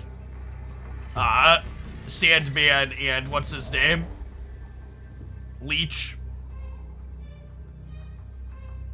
Yes, things with Wave on turn 5 will also be very good into it. All of the cards that really kind of suck to play against are good against Hitmonkey.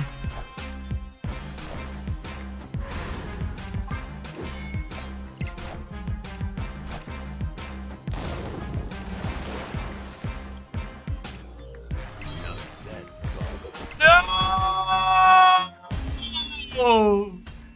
Damn it! What a narrow loss.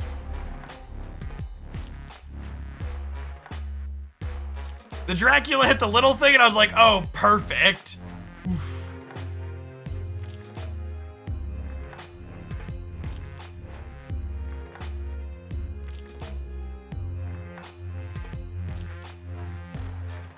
Good to have you here, Rick. Yeah, I'm really bad at the YouTube side of things. My YouTube probably has some untapped potential in it, but I really just don't want to deal with hiring an editor and managing an employee sounds miserable. Endless hood boosters, chat. Endless hood boosters. We need kitty and goose boosters in this deck.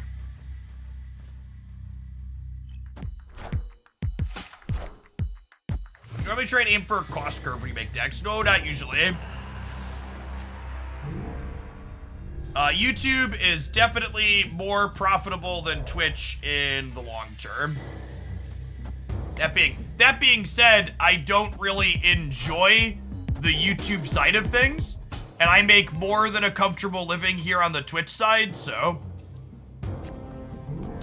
spending time maximizing more money that I don't need in the short term doesn't sound fun.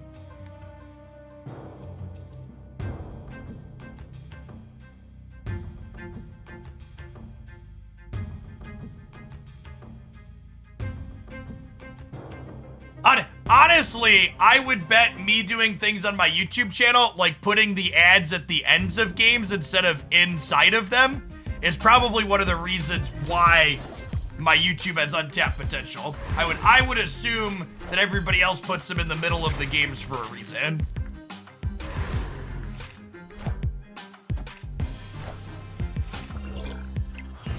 That's a new armor. New-ish.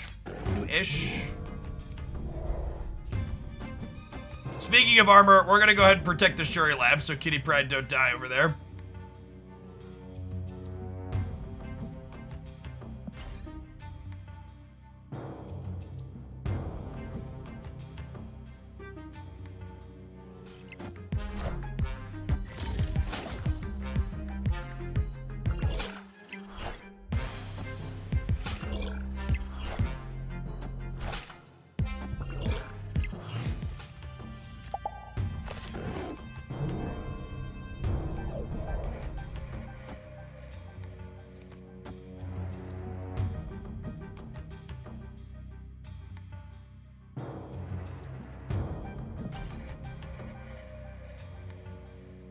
Where is Taskmaster, right?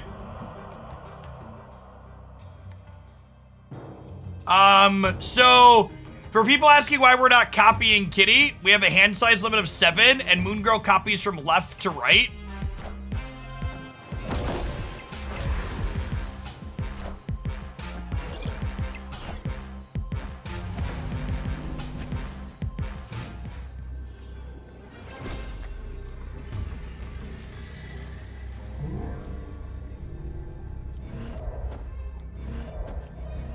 And I want to play this last, so that way we get around arrow. Victory.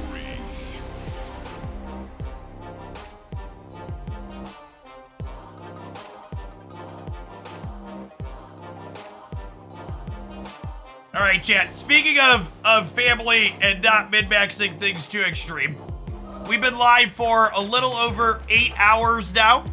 And I'm starting to feel it a little bit and drag a little bit. So we still have a bunch of people here, but I think I'm going to go ahead and call it an afternoon. Appreciate the new followers. If you enjoy Marvel Snap every day with a harsh dose of truth and no sugarcoating, this is a great place for you to be.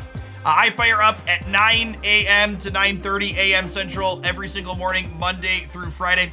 I will be here again tomorrow morning. If you want some more content from me, I had a couple of videos posted on my YouTube channel. I do daily stuff at the Hooglandia Snap URL 7 days a week. You can find stuff over there. And I'll see you back for more Twitch stuff live tomorrow. Let's find someone to raid here on the Twitch side before we bounce off.